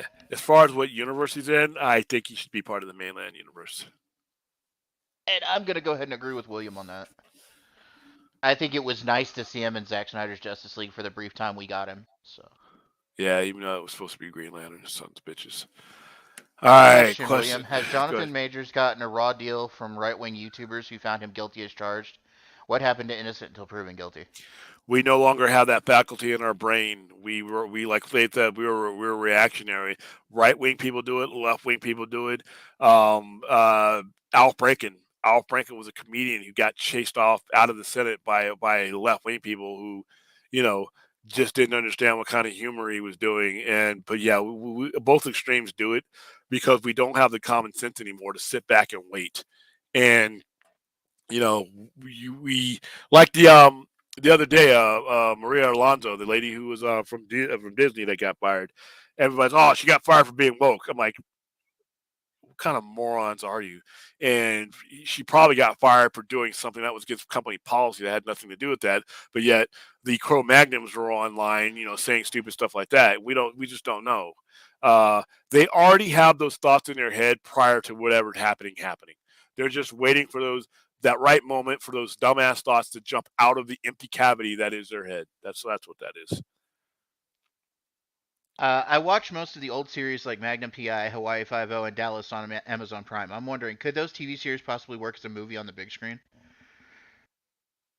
No. No. Only one of them, like Miami Vice, they did it. It was good, but the thing about those TV series that there were a lot of those TV series were dated in character development on a week to week basis. I don't know if you could cover all that in a movie. You probably could, but I think most of these would be just like standard shows that wouldn't be that much different. They would just be another cop shows. That's what happened with Miami Vice. Miami Vice was a good movie. By Michael Mann did it, but it wasn't 1985 anymore, and the type of cop adventure that got us back then is not the same type of cop adventure that gets us now. So who knows? I don't think so, but William and Thade, I was watching someone on a live stream saying that BVS was a failure because it didn't make $1 billion despite it making 873.6 million at the box office and was still a profit. yeah, a lot of people say that. A lot of people. John Campia says that. A lot of people in our circle say that, and I think that is stupid. That is the dumbest thing I hear on a normal basis. Because it had Batman and Superman in it. And John Campion brings up the and I love Campia. He brings up the lamest argument for this is that what Marvel was doing set the stage and the atmosphere for Batman and Superman to make $1 billion. I love that guy, but that is truly the dumbest thing that he says on a normal basis, and he's not the only one that says it. All right, so when we put on the fanboy hat, that kind of stuff comes naturally because you're no longer thinking. However, when you look at the dynamics of the entire situation, where Superman and Batman were at that time, as far as money goes, Batman Begins made $400 something million. All right, That entire trilogy, if you take Heath Ledger's epic performance out of that legendary Academy Award winning performance, that the next movie probably makes about another maybe 600 million. And then The Dark Knight Rises wasn't a very good movie. It rode the tide of Heath Ledger's performance in the night. So Superman, we just discussed how bad that movie did. Remember, they had things planned for that got canceled because that movie didn't even break $500,000. All right. So not only have we neglected, we neglected the characters, we did all that. You add in the generational aspect of it, and this is what the fanboy logic doesn't seem to be able to grasp. Every version of Superman, every version of Batman is going to have to go through a process of getting that person who has that cold death grip on whatever Superman or Batman means something to them. You got people that have a death grip on the cartoon that think that that's the way live action should be. All right, you got people as far as like Superman and Batman goes, mainly Batman. You got people from 45 whatever years ago that can't let go of Christopher Reeve's Superman to the point where they will let a brand new Superman in. So you got all these factors that are going against you that Marvel did not have. So they can say that, well, Marvel set the landscape. Marvel set the landscape for them, no one else. All right, Marvel didn't have a generational aspect. No one had played Iron Man before. No one had played Captain America on a big budget film before. Nobody had done any of these characters, so there was no letting go of the diaper wedding. DC was a lot different. It was going to take them. It was always going to take them. It's going to be the same thing with James Gunn too. It was always going to take people time to embrace a new Superman. And while you are doing that, some of your movies that you think may make a buttload of money that are really good movies may not make as much because you still have to break through to that. You have to get your movie out there. It has to sit out there sometimes. But if you're true to what you're wanting to do, then you stick with it. But if your previous Superman movie didn't come anywhere close to $1 billion, and the other Batman movies you did were literally a Heath Ledger away from not making half of the money that they did, how are you then expecting this movie to make $1 billion? And you did it based on what Marvel was doing. And I just laid out some of the parameters that Marvel operated under. All right, it's not the same situation. It's just not, And I think putting those stupid ass expectations on BVS is what caused all these problems. We've been proven right. Stupid ass expectations really cost them because it messed up BVS, it messed up Justice League, and the faith that people had in the product or would have had in the product is gone. And not only that, remember what I said about the Trinity being radioactive because those guys had screwed it up so bad they didn't know how to pick it up again? That had a reverberating effect. BVS's stupid ass expectations are why James Gunn has a job in DC right now. All right. So yeah, you'll get on there and like I said, some people who I do know better and who do exhibit better, common sense. Even like I said, when Robert Martinet will be on the same screen with him and he'll disagree. No. I always are from this. We promoted BVS. We promoted every DC movie that comes still to this day. All right. We promoted all those movies. I can tell you at the time that movie was going to make $1 billion. It took Marvel 4 years to get to that. Their first $1 billion movie, I believe, was Avengers. Avengers was released in 2012. Wasn't their first movie from MCU technically was 2008. So eventually you would have gotten to the point where you could have counted on that. But there were too many aspects that people just completely dismiss when they come up with these dumbass expectations for what DC should have done out the door. And we paid for it. We all paid for it. We all paid for it. Because instead of, having a complete story, we had people panicking. And because they panic, we have a situation now where we don't have much and we have to wait 2 years for any more. So no, I think those, and like I said, if I'm running it, if I'm in the corner office and I got people who are, working for me and firing people based on that expectation, I'm going to show them the door. Hey, if you make $1 billion, great. But that should have never been their target. Kevin Feige wasn't sitting in a pile of money, with a cigar saying, this is what we can do to make $1 billion. No, he made his movies that he believed in, and then they made $1 billion afterwards. After it took him 4 years to get to that point, and that's what needed to happen with DC, and it's going to have to happen with James Gunn. Unfortunately for James Gunn, I don't think he has that kind of runway. I don't think he has that kind of time because of all this. So that's my opinion on it. Go ahead. Well, you asked me, but you can go ahead and answer this too, Dave, if you got any opinion on Uh, this. I think that the billionaire, the Billy Club, as we call it, is a bad height to set your movies to. Not every movie's going to make a billion. Hell, not even five movies in a row are going to make a billion. Okay, I think this is a bad height to try to set movies to that $1 billion club. Bad idea. All right, next one. William and Thade, in this first quarter of the year, what's your top three favorite movies of 2023? For me, it's Creed 3, John Wick 4, and Knock at the Cabin. Between those three, it's going to be Knock at the Cabin. I love that movie, and I love Dave Bautista in it. They just dropped that on Peacock, by the way, so I'm finally going to get a chance to watch it later. Oh, yeah, it's a great movie. I think it's one of his best movies. M. Night Shyamalan. Yeah. All right. All right. I hope I'm not making a mistake. Did the original Hawaii Five-O, Magnum PI, and Vegas have their shows on Saturday, or were they on weekdays? Depends. By the time I was, Magnum PI had his show on Thursday. Vegas, I was a little kid by the time that went off the air with Robert Urich in it. I think Vegas was on a Saturday. Hawaii Five-O was on a Saturday and Sunday. Yep.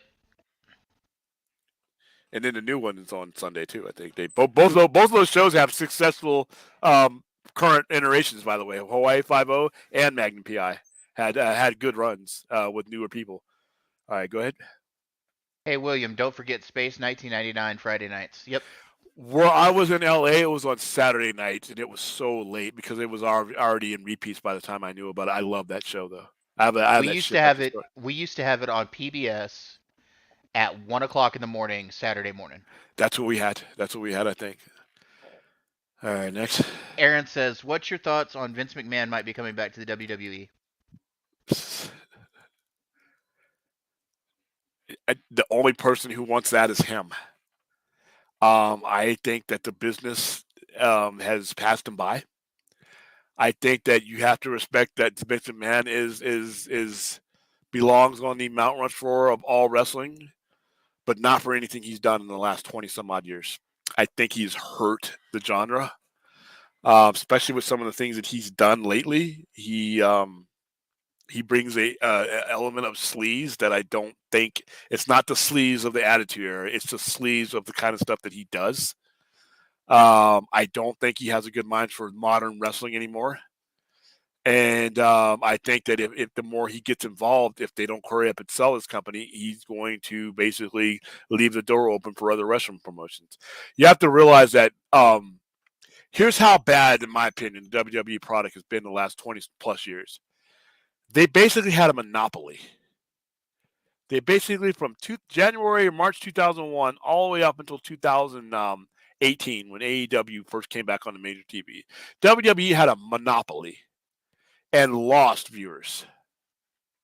All right, they had a monopoly where there was no major competition, and their product got worse. Usually, and a lot of it is because when you don't have competition, you rest on your laurels. And you can, a lot of the people who would not have stayed with WWE and would have gone other places, some of them did. They did, some of them never came to WWE until they were in their 60s, like Sting. You don't really have to regard, you can put anything out, people eat it. But you went from 6 million people watching wrestling on a Monday night to like nothing. Not nothing, but half of that. And he went unopposed. So and that was Vince running that show. Yeah, Triple H was there, Stephanie McMahon, but from that point in time, it was all Vince. So you got to realize if he couldn't expand things from that point on, what's he going to do now in 2023? Obviously, WrestleMania is going to be a big name. He's got big names because the money's there. but it's not the same. And I think he's part of the problem. I think Vince McMahon is a big part of the problem that they had for that time, both in front of and behind the camera. So I don't think it's a good idea for to come back. I think more people are going to end up quitting, and hopefully this is just a part to him selling selling the federation to somebody else. I thought that's what was happening. Somebody was telling me he was going to sell it to the Saudis. But all right, next one. Then we're going to get into our Are Nielsen ratings as relevant for cable shows as they were back in the day? Mm. yes and no. Yes, because they do it differently now. They are still relevant because your ad revenue is based on Nielsen ratings. Your ad revenue, and for streaming now, they have Nielsen ratings for streamings, and your so if you have Nielsen's ratings for streaming, and you have a like a Paramount Plus or a Peacock, then you have a paid tier or you have a free tier with advertising. The Nielsen ratings justify how much you can turn around and charge guys like me if we want to get our commercials or stuff on there. As far as it being the immediate thing like it used to be back in the days where you turn around the next day you see your Neil ratings, it's not as big ultimately that quickly anymore because of streaming, because your things that are on NBC are on Peacock the next day. Some of your things that are on Fox are on Hulu the next day. So a lot of people still might be watching your stuff. They're just watching it in different ways. So yes and no. It's relevant financially and leverage wise, but not as much. It's a different way now. I hope I answered that without fumbling. All right, next one. Mm-hmm. Mm-hmm. About 4 or 5 minutes, we're going to go into our time travel thing. I grew up in Miami. The meeting places for kids in high school were either at the corner bodega that sold candy, sodas, and food, or a quarter Cuban sandwich shop. And that's it's the environment that you're in. That's cool. I mean, we had our corner store. We just had a little. We had bookstore. We had libraries. Dude, the libraries where you went. Because a lot of the stuff that you could get, you couldn't get in the store. We would get records. We would get we would get. I mean, the bookstores. And like I said, the library was almost the second thing to a bookstore because if you were hanging out.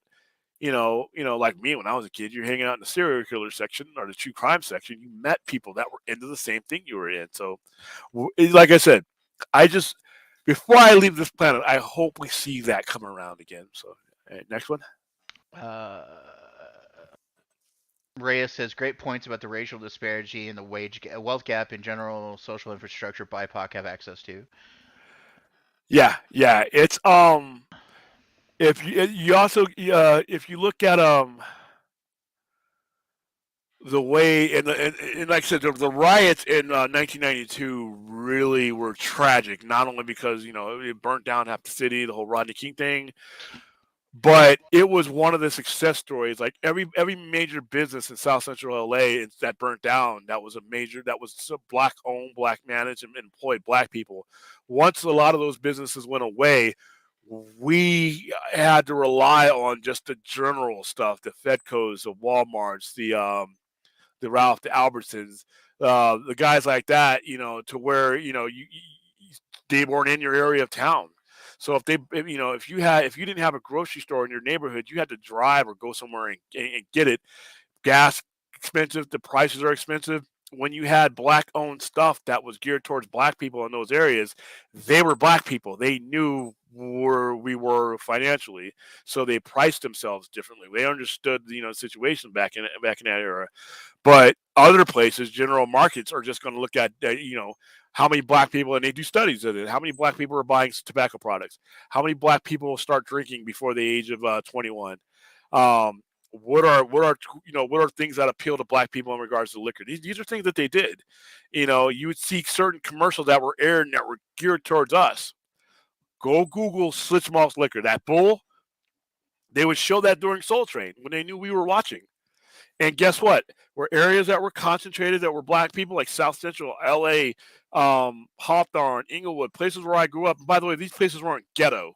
We just had before we lived on base, that's those areas of LA, were concentrated in certain ethnic groups. Same thing with East LA, same thing like that.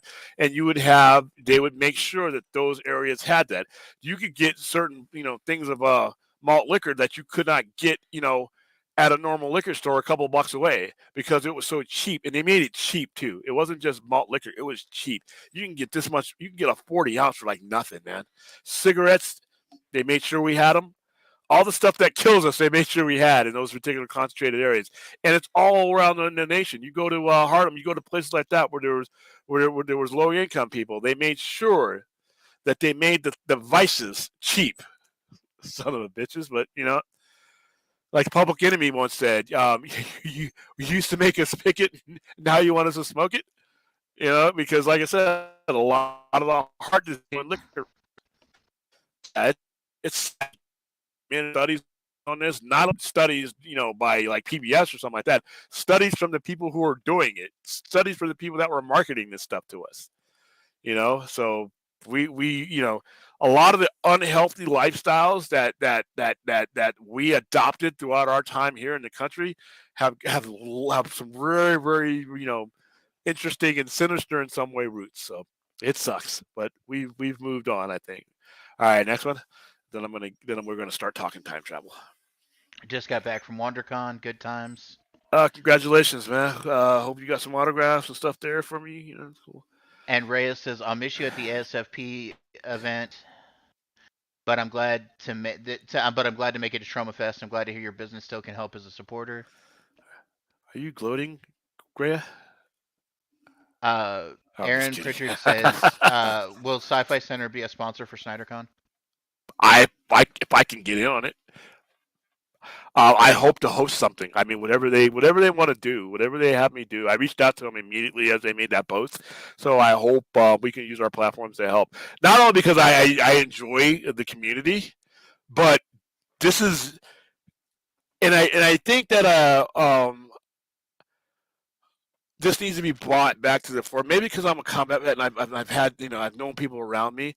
This whole mental health issue is become a pervasive crisis that everybody who has a platform should be using it in some way to help awareness. I think the most important thing that athletes do is when they're having issues, they get on TV and they say they're having issues. So these big, broady athletes are saying it's okay to go get help. So I think that the cause is a great cause. They've raised nearly $1 million. I said, and I've helped out in the past. We've done, we've given away Alex Ross stuff for AFSP. I think it's a great cause, whether we're able to go down to see the movie or not. I still think it's it's an important cause. It was an important cause way before Zack Snyder's Justice League, and it's going to be an important cause hopefully to a lesser degree if the work we do starts making ingrounds. But you know what? I talk to people every day, and I wonder about them. I'm like, is this person getting the help that they need? People say stuff. They say trigger stuff, and I'm like, am I going to see this person tomorrow? Is the next time I hear about this person when somebody walks up to me and says, "Did you hear about so and so?" And I don't want to have that. I don't want that to be the next time I hear about you. So I will do anything I can to be a positive part of Full Circle. To answer your question. All right, I'm gonna drop two more chats real quick, and then we'll go on to the next topic. All right. This one says, Reyes says, "You have my support during fundraiser streams as often as I can make it." Cool. Even though you're going to SnyderCon, I can't go. I'm just kidding, Ray. I'm not jealous. I'm not jealous. JR Server says, "William, if you're going to be helping out with streaming during SnyderCon, you have to ask Zach the biggest question on everyone's mind, which of course is why Howard the Duck is his favorite movie." I think you would probably end the stream. I think I would get kicked off. I do want. I paid a super chat when he was on Film Junkie because I want to interview Zack Snyder for Rebel Moon, and as part of our Kurosawa thing that I'm wanting to do here pretty soon, I wanted to ask him a question. I asked him a question, but Dave wasn't. It was just so much going on. My question was, are you directly affected by Kurosawa's films, and this is what has a direct effect on Rebel Moon, or was your direct effect from Star Wars, which is also indirectly? So I wanted to know, did he draw a lot of his energy and a lot of his story? Because I know a lot of filmmakers draw a lot of inspiration from Kurosawa, George Lucas being one of them. But my question to him was, did you draw it directly from Kurosawa stuff, or is your connection coming straight from Star Wars? No wrong answer to that. I'm just curious. And I paid $5 to get that question on that.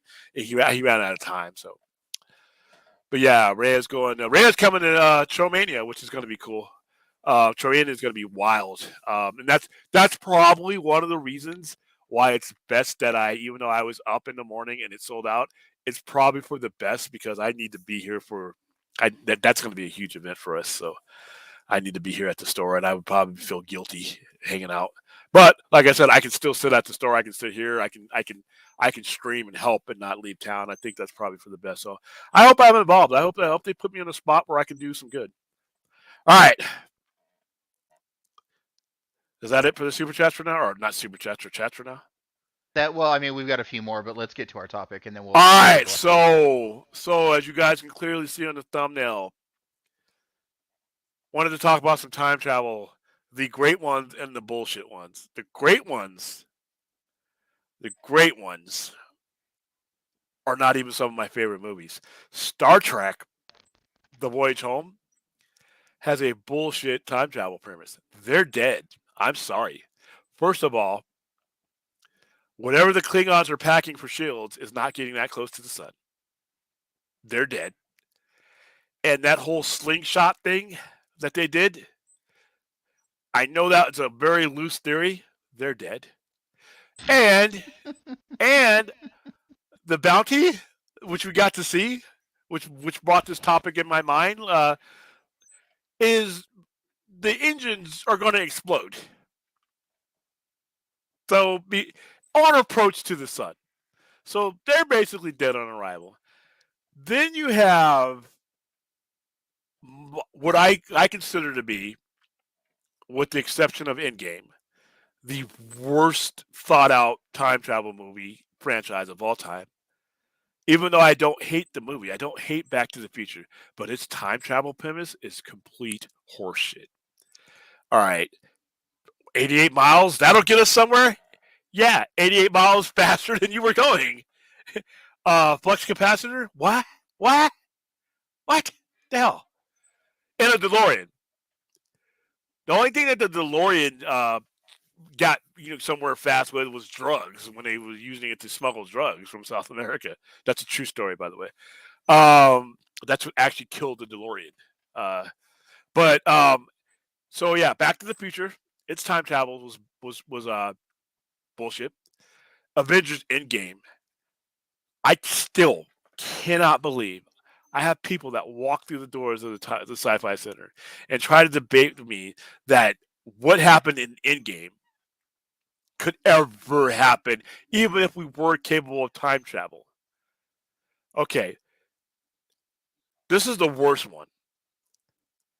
So, if we recall Endgame, they have decided, because Thanos has blown up the gyms, killing half the universe, that they can go back in time and get each of these gems, bring them to the current time, and recreate the Infinity Gauntlet and snap everybody back in.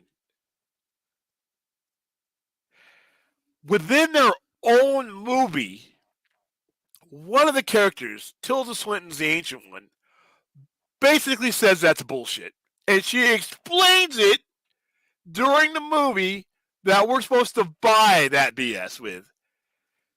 And I'm paraphrasing her. Each of these things that you guys are doing are within a fixed point in time.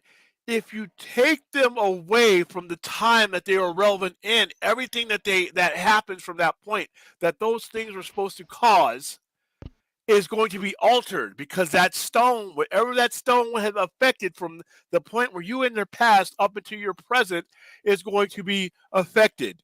To which Hulk, who should have known better, Dr. Banner, says, nah, look, we're going to go ahead and put them back, though.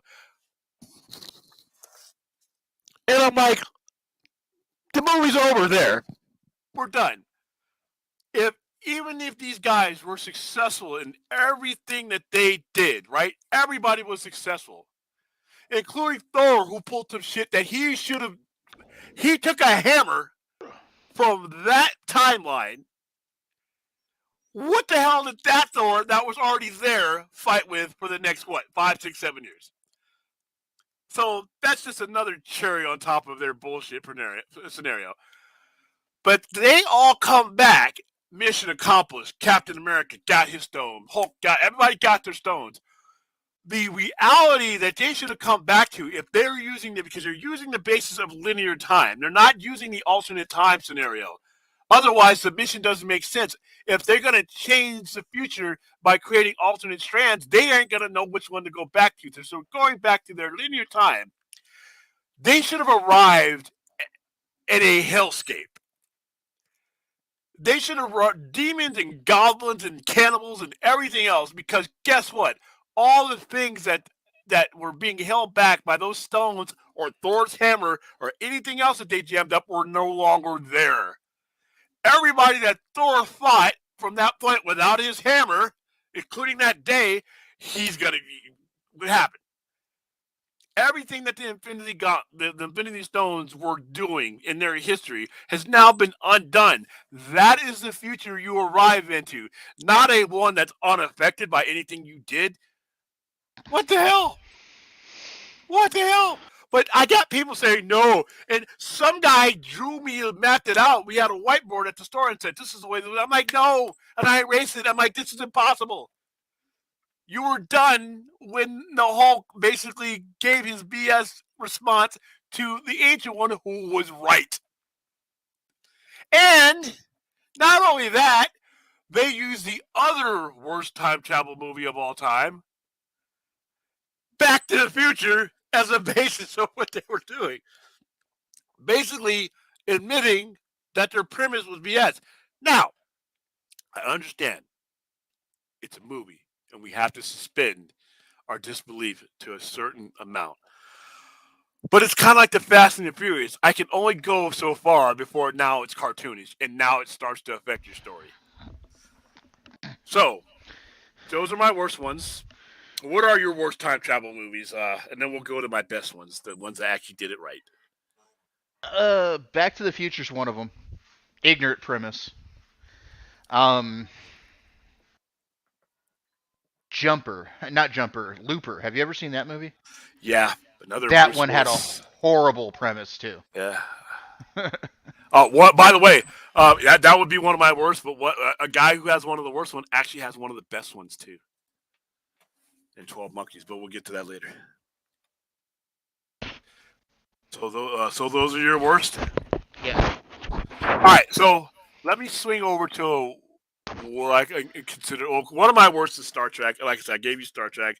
Um, Back to the Future's horrible premise. The best one, the best series, the only series movie wise, major movie wise, besides Pulse, which is an obscure movie you guys probably don't know about. Terminator.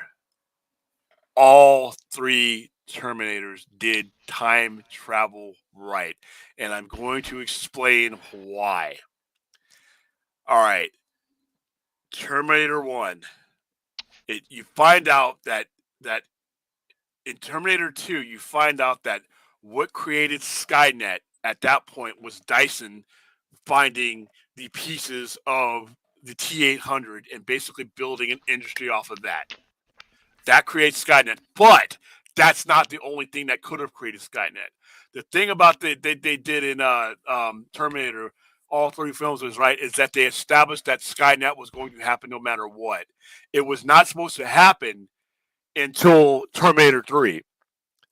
But because the Terminators themselves actually created their own demise, if they don't send Kyle Reese back, Kyle Connor or John Connor's never born. So they actually create their own paradox in which they continue to screw themselves at every level, and they don't seem to understand that. But when Dyson dies in Terminator 2. I'm sitting there, 16-year-old is sitting there like, wait a minute. If that's what created Skynet and the Terminator just melted himself to make sure that it never happens and Dyson destroys all of his equipment, why is Sarah Connor still there? Why is John Connor still there? Why are they riding off into the moonlight? Everything should have disappeared except for Sarah Connor because she's the only one that was naturally going to be there no matter what. If you destroyed Skynet in Terminator 2, then there's no reason for the Terminators to send John Connor back or Kyle Reese back and so on. It wasn't until the third one where they realized it was Claire Danes' father, Lieutenant General, that was the developer of Skynet, and it was always going to start with him. The only thing that finding the Terminator pieces in 1984 did was changed the time that it would have happened, which was much earlier, but it was always going to happen. And when his quote, John Connor's quote is, "If we had met years ago, this would have already happened." But the general, the guy who created the Air Force general, was the only focal point that could have ever stopped Skynet from happening. And it was too. Terminator does the linear time thing perfectly. The only other time I've seen it done right was on TV, and that's with yesterday's Enterprise. So that's one of my favorites. Bring up one of your favorites. Faith. Honestly, I think I agree with you on Terminator being my favorite because it lays it out for you. Judgment Day was inevitable. You couldn't stop it, Yeah, and that's what they say when they're in the bunker at the very end of three. John Connor says it. He says Judgment Day was inevitable. You yeah, know, we couldn't change it. We couldn't do anything about it. It was always going to happen. yeah. His job was to make it so that we survived, because it Yeah. was programming. It was programming, and remember, even they, because so much had been destroyed, nobody knew where to stop Skynet. They knew as much how to stop Skynet as the Terminators knew how to identify Sarah Connor. Yeah, it was So it was software. It was yeah, programming. It wasn't necessarily the Terminators themselves. It was everything around them. yeah, it was Skynet, and Skynet making the logical decision that humans, were no longer needed, no longer relevant, to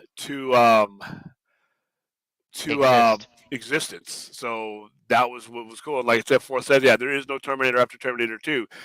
I don't know if it means that because he doesn't like T3, but I enjoyed Terminator 3 because, like I said, it explained why you could not have had that. Just like there's another movie called Post with I think it was Dennis Quaid in it, where he's his father, and his father is murdered back in the past, but he's communicating through him with the radio, and you see, as the guy who kills his father, he's fighting him in the past. Dennis Quaid is fighting him in the past while his son is fighting him in the present.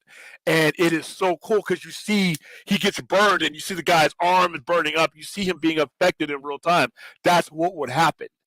All right. Another thing that handled time travel. This is not a movie. I should have probably said, I should have probably said pop culture. Doctor Manhattan in the Watchmen TV series. He sees all time at once, and you finally got to see how the quantum mechanic works. But okay, do I consider Minority Report a time travel movie? Not necessarily, because I don't think they're traveling back in time. They're witnessing time, but I don't think it's time travel. Well, but hey, that's up to debate. So, all right, hold on. Bring up Force's. I'll bring him up real quick because he's got a good pointer. The problem with Terminator haters after Part 3 is that it invalidates the morality of the storytelling. Part 1, the future is set. Terminator 2, no fate, but the Terminator 3. Well, no, Terminator 2, yeah, no fate, but what we make. That's the human perspective that was always going to fail. Remember, Judgment Day was always going to happen. All right, because they didn't know how to stop it. It wasn't like they knew how to stop it and they could control their fate. They didn't know it was software until Terminator 3. They didn't know that wasn't, that Judgment Day wasn't predicated on just those pieces being found. And if you look at it, you only need Terminator 1 to determine that. Terminator 2 and 3 explain it, but Terminator 1 actually, determines that, because they have no control over their fate unless they find the nexus point. The only way you could ever stop the Terminator paradox from happening is to go to the future and either to convince the robots that it is not logical to send them. They're better off either losing in the present or taking their licks in the present than sending back the means of their destruction to the past. If they ever figure that out, then it would be over. It would be over. So So I don't think Terminator 3 invalidates Terminator. I think Terminator 3 does the best job at explaining where we're at in Terminator 1 and 2. So, all right, let's see. All right, so 12 Monkeys is another great of mine. So 12 Monkeys, 1995. Wow, I'm getting old. All right, Plot, A Deadly Virus released in 1996. This is probably one of my favorites. And now we're thinking about viruses. Ugh. After COVID, this movie really resonated. Wipes out almost all humanity, forcing survivors to live underground. A group known as the Army of 12 Monkeys is believed to have released the virus.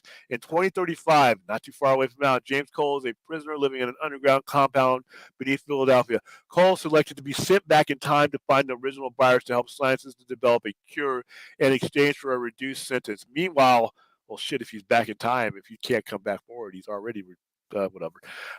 Meanwhile, Cole is troubled by dreams involving a foot chase and shooting at an airport. So I won't go through the whole movie, but this is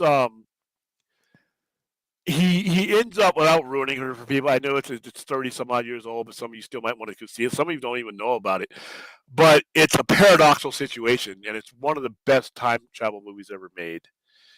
Oh, okay. Hold on for it. T2 is about stopping the war because it was a franchise. T2 is a waste of time as a narrative.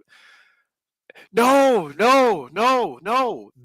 You're looking at it. Look, we're all the viewer. We're looking at it from the points of view of what we as humans think we could stop. Not from a 30,000 foot view to where we're looking down on these things and we're like, okay, now we know the narrative. This is what we could do. We could all we do. They don't know that. If you're the human fighting this, you think stopping this is going to lead to that. They don't have it all in front of them like we do as a viewer do. So I don't think the narrative was destroyed at all. All right. Let's see. Camelot Rasputin Tower. I'm looking at something else. That's something else. Don't. All right. All right, but no, I don't think. What do you think? I don't think the narrative was destroyed. I think the narrative is strengthened by 2 and 3. I do too. Like I said, it was inevitable. You couldn't change Judgment Day. Yeah. Just because they thought they could, and that was their narrative, doesn't mean the harsh reality wasn't what the reality was. So. All they did was change the time period of what would happen, not the how it would happen. Yeah. Now, what could have stopped it is if they knew about the lieutenant general and the programming, but nobody knew about that. And like I said, just as much of the time and the history was destroyed for the humans as it was for the Terminators. Remember, the Terminators didn't have a means to find out who Sarah Connor. They knew his mother was Sarah Connor. But that remember he's ripping open the telephone books and he kills all those Sarah Connors because he doesn't know who she is.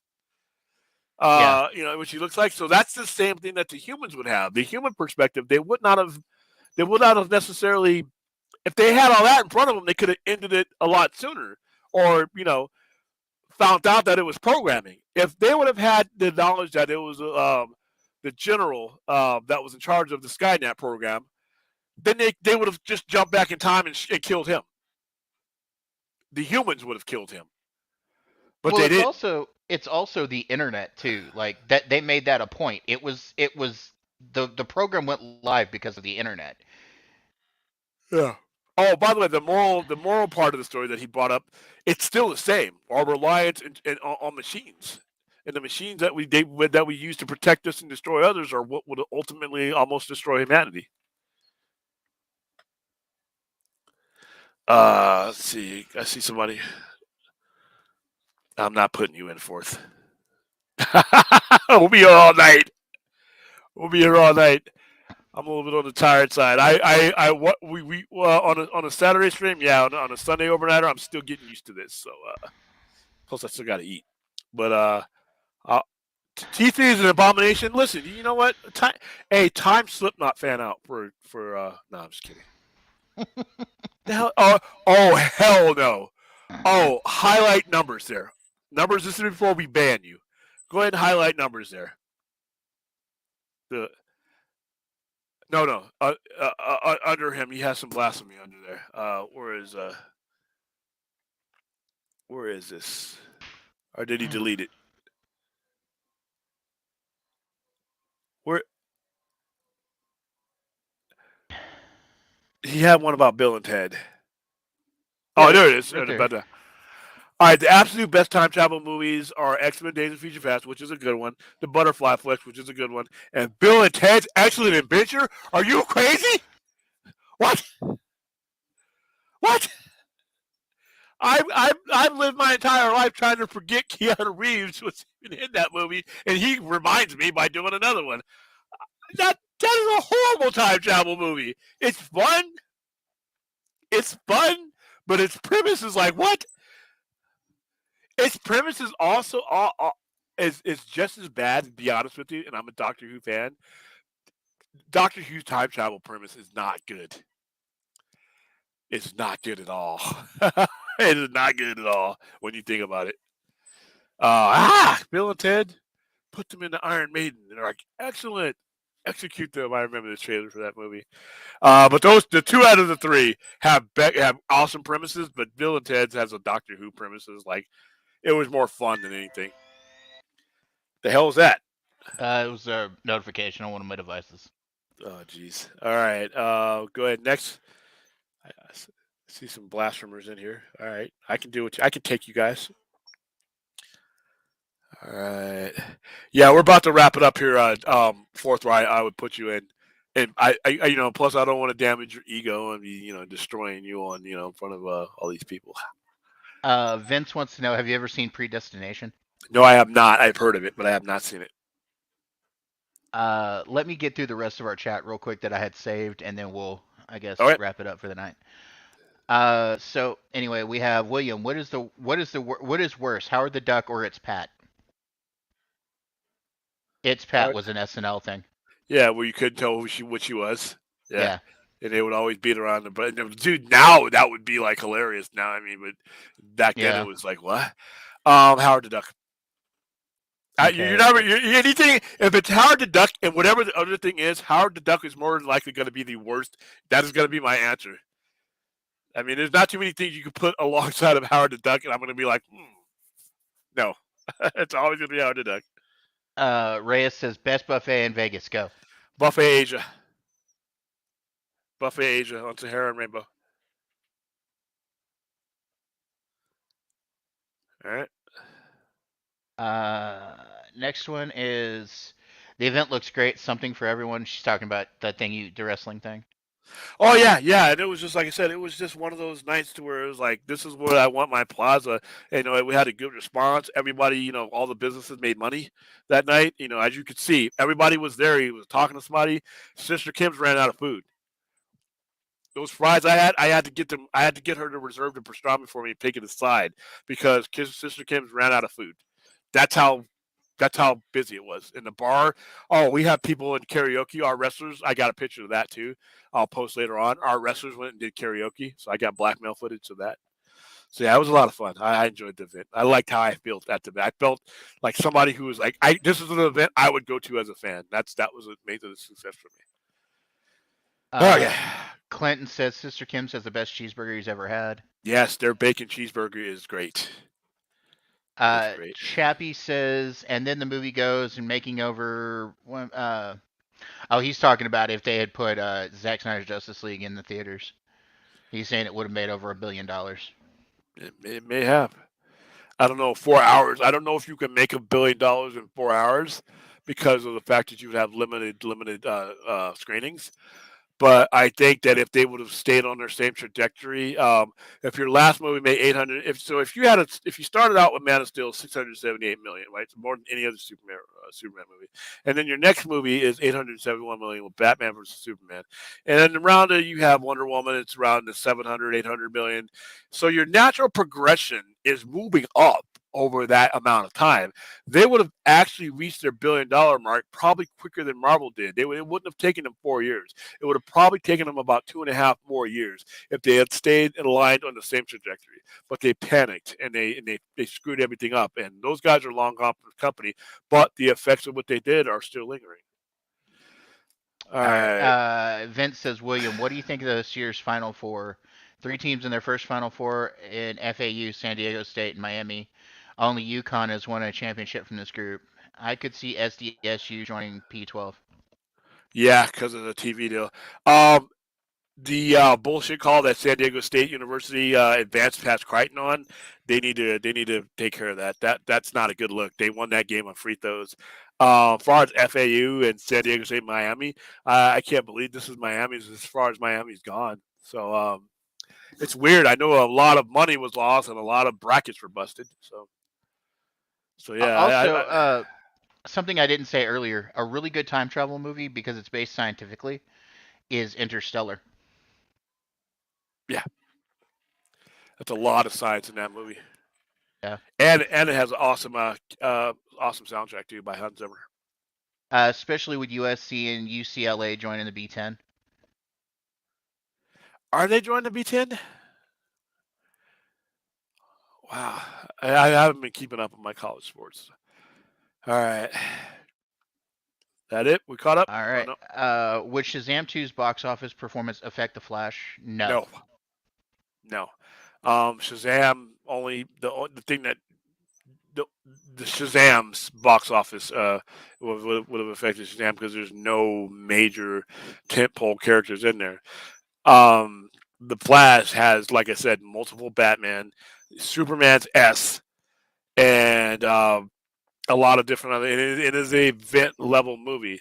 Nothing that the Hamada's regime did, for the most part, other than what the Flash that they did work on, approached the event level. And you have in the 5 to 6 years that they had control of DC, they've had what, one event level movie.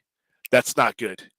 That's what affects your box office, is when you don't have the event level feel of your product. All right, next. William, Ben Affleck not wanting to direct for Gunn's DCU based on how they're doing that seems indicative that Gunn is going the comic booky Marvel light route. Don't expect good violence. All right, but then James Gunn also can give you brutal violence. Yeah, Slither. So yeah. Well, Slither, Peacemaker, Suicide Squad, um, Brightburn. I mean, James Gunn has a violent card in him. He can pull out. All right, next. Uh, and I just to answer this question, Anthony, because I know you put it in there 3 or 4 times. No, I don't plan on ever selling my VHS machine. So, uh, I probably could make some good money for it, but I don't ever plan on selling it. So, uh, I don't think you guys understood the question. Oh, he's talking about what are our top 3 movies of the year. To come out during the beginning quarter of the year. Yeah. Well, what's the what is the first quarter though? Doesn't the first quarter end in when does the first quarter end and begin? That's probably my better question. The first quarter ended in March. Ends this month. Oh, I thought I answered that right. What did I say? What was my? You said Knock at the Cabin was probably your favorite. He wants our top 3. Well, that's going to be my top three. I mean, I'm going to go John Wick after that. And what was the third option? Whatever. It's subjective, dude. Yeah. What movies Oh, have I you thought he seen gave this me year? an option. Well, those are the ones I've seen. So I'm going to go with I'm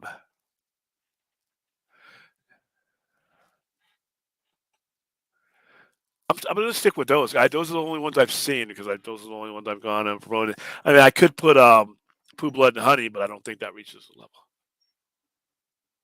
Sorry, I didn't answer that right. I think well see I can't really answer this question for you very well because I've only seen a couple of new movies this year. Um, so I'd have to say the only real movie that I can think of from this year that I've seen is Megan. So Saw that one. oh, and All Ant right. Man, Ant Man. Yeah, But that wasn't one of my top ones. That's for sure. no. All right, next. All right. Next question is the absolute best. Oh, that Oh, we was read one this you one. wanted me to time. Yeah, Okay. because I Let saw me Bill and make Ted. sure I'm we like, don't what? have anything else. Uh, with how quickly the Snyder Content gets sold out, isn't that a signal to WB and DC to give JSJL a theater run? Listen, it'll never happen people. If I could dig a hole and have them jump in, I would. Because under the new circumstances, if we were dealing with the previous regime, we wouldn't even have the cooperation that got us the stuff we can use for SnyderCon. As much as I disagree with some of the stuff that the new regime has done, I do think there's an opening. There's a relationship there that if this did make some waves with them, the money that they've raised and everything else, I do think that it might not happen anytime soon. But I think time heals all wounds, and I think difference in personnel heals all wounds. So whereas the previous regime couldn't pull their head out of their ass to see anything, I do think things like this, positive things like this, help the case as far as to give us, a theatrical run, and then see where we go from there. Tayroon says hello, William. How you doing, Terun? And Jar Jar Sfaja says hello. Hi, Jar Jar. Fourth says I finally watched John Wick 2 and 3 tonight.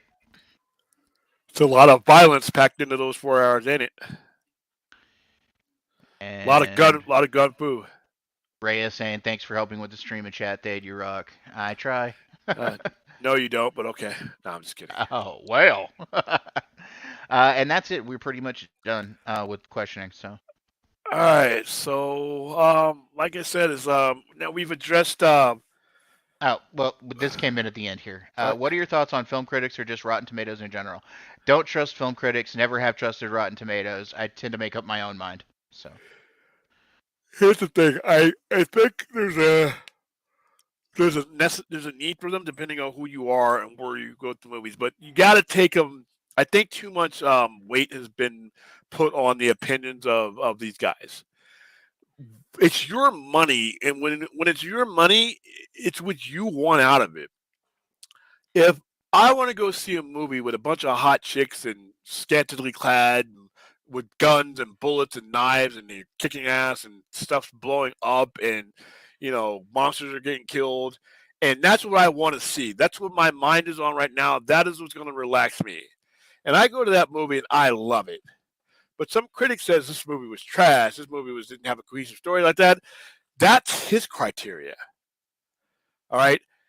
Everybody's going to the movies for their own thing. And if a critic that does not have the same sensibilities as you do as a moviegoer tells you that a movie sucks, what should that mean to you?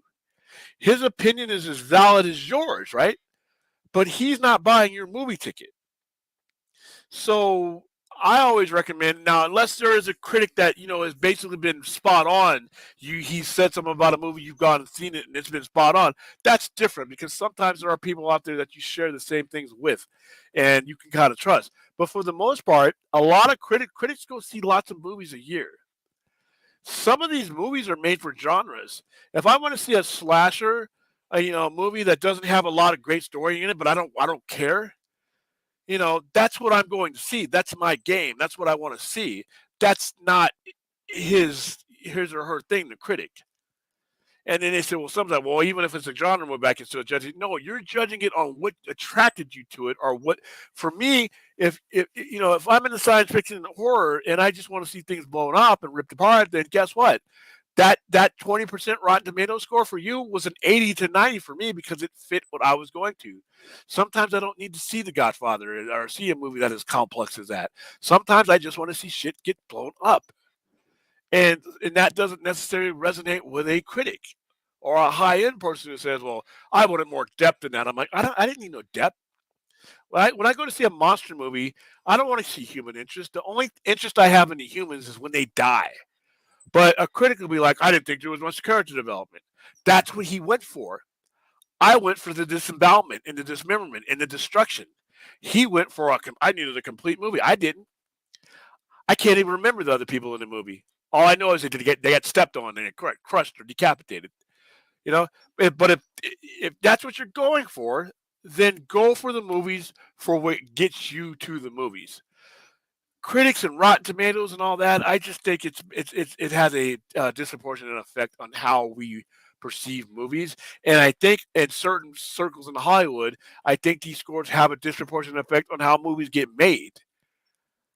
And I think that's a lot of stuff that Zach did earlier on got crapped on by critics, and that changed the trajectory because a lot of these execs who should know better listen to these damn critics in regards to how these movies made. How the hell are you going to make $871 million and then disrupt the very next movie based on fanboys who are never going to go see the movies, but mainly critics who were just not, they were never your target demographic. All right. Critics don't pay to see movies. The audience members do. So, what do you think about critics? And did I, you already? I have never trusted movie critics. I never will. Um, because everything is subjective. Like you said, it's their own personal opinion. It doesn't necessarily have to be mine. I don't sit here and listen to people tell me what a movie's going to be, what a movie should be. I just go and see it for myself and make that decision on my own. Yeah, and that's all you can really do because I think critics give high praises to stuff I've gone in and said, "What the hell were you guys watching for the 2 hours?" Because I didn't see that. I said that movie was horrible, but they said, "Oh, it's great. This is filmmaking at its best." And I watched it. I'd be like, "What?" I saw Slumdog Millionaire back in 08. The movie was horrible. All right, I've seen the English Patients. Great movie, bored me to death. I used to listen to critics, and I'm like, wait a minute. I just saw a movie on my small screen that I skipped in the big theaters because I listened to Siskel and Ebert or somebody. And then when I get home, I'm like, dude, I should have seen this movie up on the big screen. But I let a critic keep me out of the theaters. Don't let that. I mean, take their opinion with a grain of salt, in my opinion. Fourth says WB should have stayed the course like the Transformers franchise did. Those movies were hated but successful. And he's not wrong. No, he's exactly right. Math is undefeated. All right? It doesn't lose to film executives. It gets them fired. And it doesn't lose to fanboys. Math was winning before we knew what math was. That's how precise math is. So when Transformers franchise, and they made some truly dreadful movies, but they looked at that cash box, they and they kept going, and that's what Warner Brothers did. Fourth is 1,000 is exactly right. And Vince says I only look at Rotten Tomatoes for the audience score, but I don't base if I'll see a movie even on that. Yeah, same here because guess what? I mean, listen. I had fun at Pooh Blood and Honey. I knew what I was getting into, and based on my standards and criteria, I had fun. Other people fucking destroyed that movie, but I had fun. It was hilarious. It all depends on what you're going for and what these movies mean to you. That's it. Now, if you gather yourself around people who are like-minded in the genres that you are into, like if I were to say something and you listen to me, but me and you go to the same movies all the time, we know we like the same stuff, and I got a good judge of which you may or may not like. You may put a little bit more weight into to what I'm saying. But otherwise, hey, listen, if William Powell tells you that a movie is good, you have and it's we're not in the same genre pool. You go see that movie. Don't listen to me. It's your money. Now, if I'm sending you to the movie, that's different. But even then, I want you. I've seen we send thousands of people to the movie every year. We want your opinion. We want your honest opinion. And if it sucked, it sucked. You know. Mm-hmm. Damn, I got to get rid of this chair. This is driving me crazy. I can't wait till my new chair gets here because that's squeaking. I Anyway, barely hear it.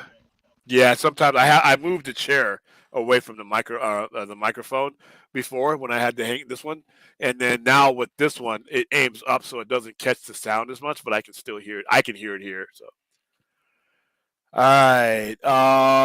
Jr. Server has a good question over there, right below the since we're talking time travel, how would you peg the Flash's timeline, linear or alternate? Both. His tampering with the linear timeline creates alternate ones. So it's Yep. both, in my opinion. All right. Why do you think movies that have a high credit rating during the theatrical run will have a high critic rating during the theatrical run? Usually have a little box office, but the other way around usually have a high box office. Because of the reason I explained, some people they don't go to the movies for some of the things that the critics love. They go to the movie for action. They go to the movie to see hot chicks. They go to the movies to see fights and conflict and things blowing up. Sometimes it doesn't even have to be done well. That's what you want. You want a night out on the town. You want to have some fun with your boys. You want to see, you want to have a group arena feel when you go to the movies. It's just a matter of a lot of these critics like deeper stories. Deeper stories and human interest don't make the money that action, a plane blowing up. It's is gonna make way more money than two people sitting on the plane talking to each other. It's just the nature of the beast. Hope that answers your question. Uh, and then Vince says, when will the Strange New Worlds contest be announced? The winners. I will announce that tomorrow morning. I was still getting emails as of this evening. But hey, Vince, you didn't win. No, I'm just kidding, Vince. I'm just kidding. I haven't picked anybody yet. I haven't gone through the pick. So you have as good a chance as anybody. We got a good response from that event though. So, all right. That's wow. 2 hours. Okay, so we're at 12:17. If anybody got anything for me in the chat, anybody got any off-topic questions you want to ask me before I say my final notes? Except for more fourth 1,000. You, dude, I'm gonna get the Rongo meter. There used to be another YouTube post that I used to have the Rongo meter for. I'm gonna get it, and when we get you on the air, it's gonna like light up. I have to argue this. T3 is not official. How is T3 not official? Come on, man. How's T3 not official? It's literally the direct sequel to Terminator 2. Now those other horrid ones are not. It shouldn't be official, but I mean, so far as I know, it's official. William, why is your taste in Terminator so wrong? Because it's your taste in Terminator is wrong. I have a appreciation for it because I truly understand what they did with time and why it works. Where do you guys rank these two movies in terms of time travel? Time's Up and Tomorrow War. I didn't. My Tomorrow War was a little bit convoluted for me. Edge of Tomorrow was a better. I thought Time War. I thought Tomorrow War just lost its way for me. That's just me. But it's all subjective. Time Cop. Time Cop was Claude Van Damme. I saw that in the movies. I didn't think that was very good, but you know what? You weren't. It was Claude Van Damme. You weren't really going for the time travel aspect of it. If you like Claude Van Damme, that was his main draw. So, all right, what's next?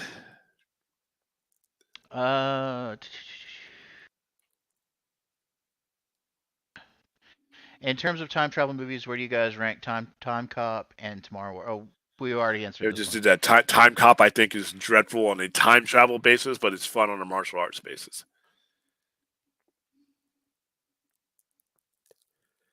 that it? Have you seen The Time Machine? Yes. Which version? I've seen. Oh, well, Which? I've seen them all. The Pierce version in 2002 was excellent, but I've Yes, it also seen was. the original one. Yeah, seen them both. By the way, Time Machine, for those of you X-Men fans out there, that's where the term Morlock comes from. Yep. Morlocks in a Time Machine, where the name inspiration for Chris Claremont's Morlocks in X-Men. Yep. Exactly. Little note back. So yes, I have seen that.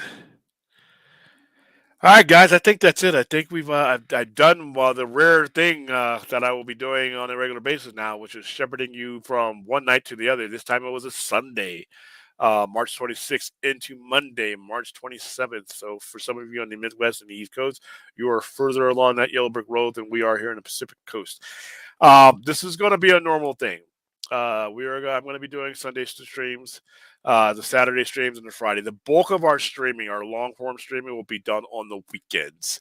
That's just when it's best for me. And then the ones during the week are going to be at least 2 to 3 of those, and those are going to be our short ones. And I think if I keep that time discipline, I can have a lot of fun with this. So that is going to be the format going forward. We got some other stuff that we're going to add as we find our way through the whole situation as far as us broadcasting post Point Extra Lounge or post Enosh. We'll give you guys more information. And but right now, we're just going to fill up the space with as much content as we can. And if you guys got comments and things that you would like to see, feel free to drop them in the comments. Like and subscribe both this channel and the Sci-Fi Center channel at youtube.com/at the Sci-Fi Center. Become a member of both. Hell, we could use the support anywhere we can get it. So, you got any last words, Dave? No. Except to agree with Vince right here. The Philadelphia Experiment's a good movie. Final Countdown is too. What do you say about Lloyd Kaufman? Yeah, he says Lloyd Kaufman hates it though for personal reasons. Oh yeah, I know why. All right, cool guys. Let me go ahead and get to my outro. Thank you guys for being here. Thank you for spending a bit of your Sunday night and some of your Monday night or Monday morning with us. And we will see you more than likely tomorrow for a Midnight Express. And then most of the ones I probably will stop doing it semi overnighters simply because the Midnight Express is a 45-minute show and I can keep it cut down to that and I won't burn myself out. But who knows? I like to run my mouth and I like to lose control. All someone has to do is bring up heavy metal or wrestling, and then that's like 2 hours added to the show. So, guys, don't do that. All right, Dave, say goodbye.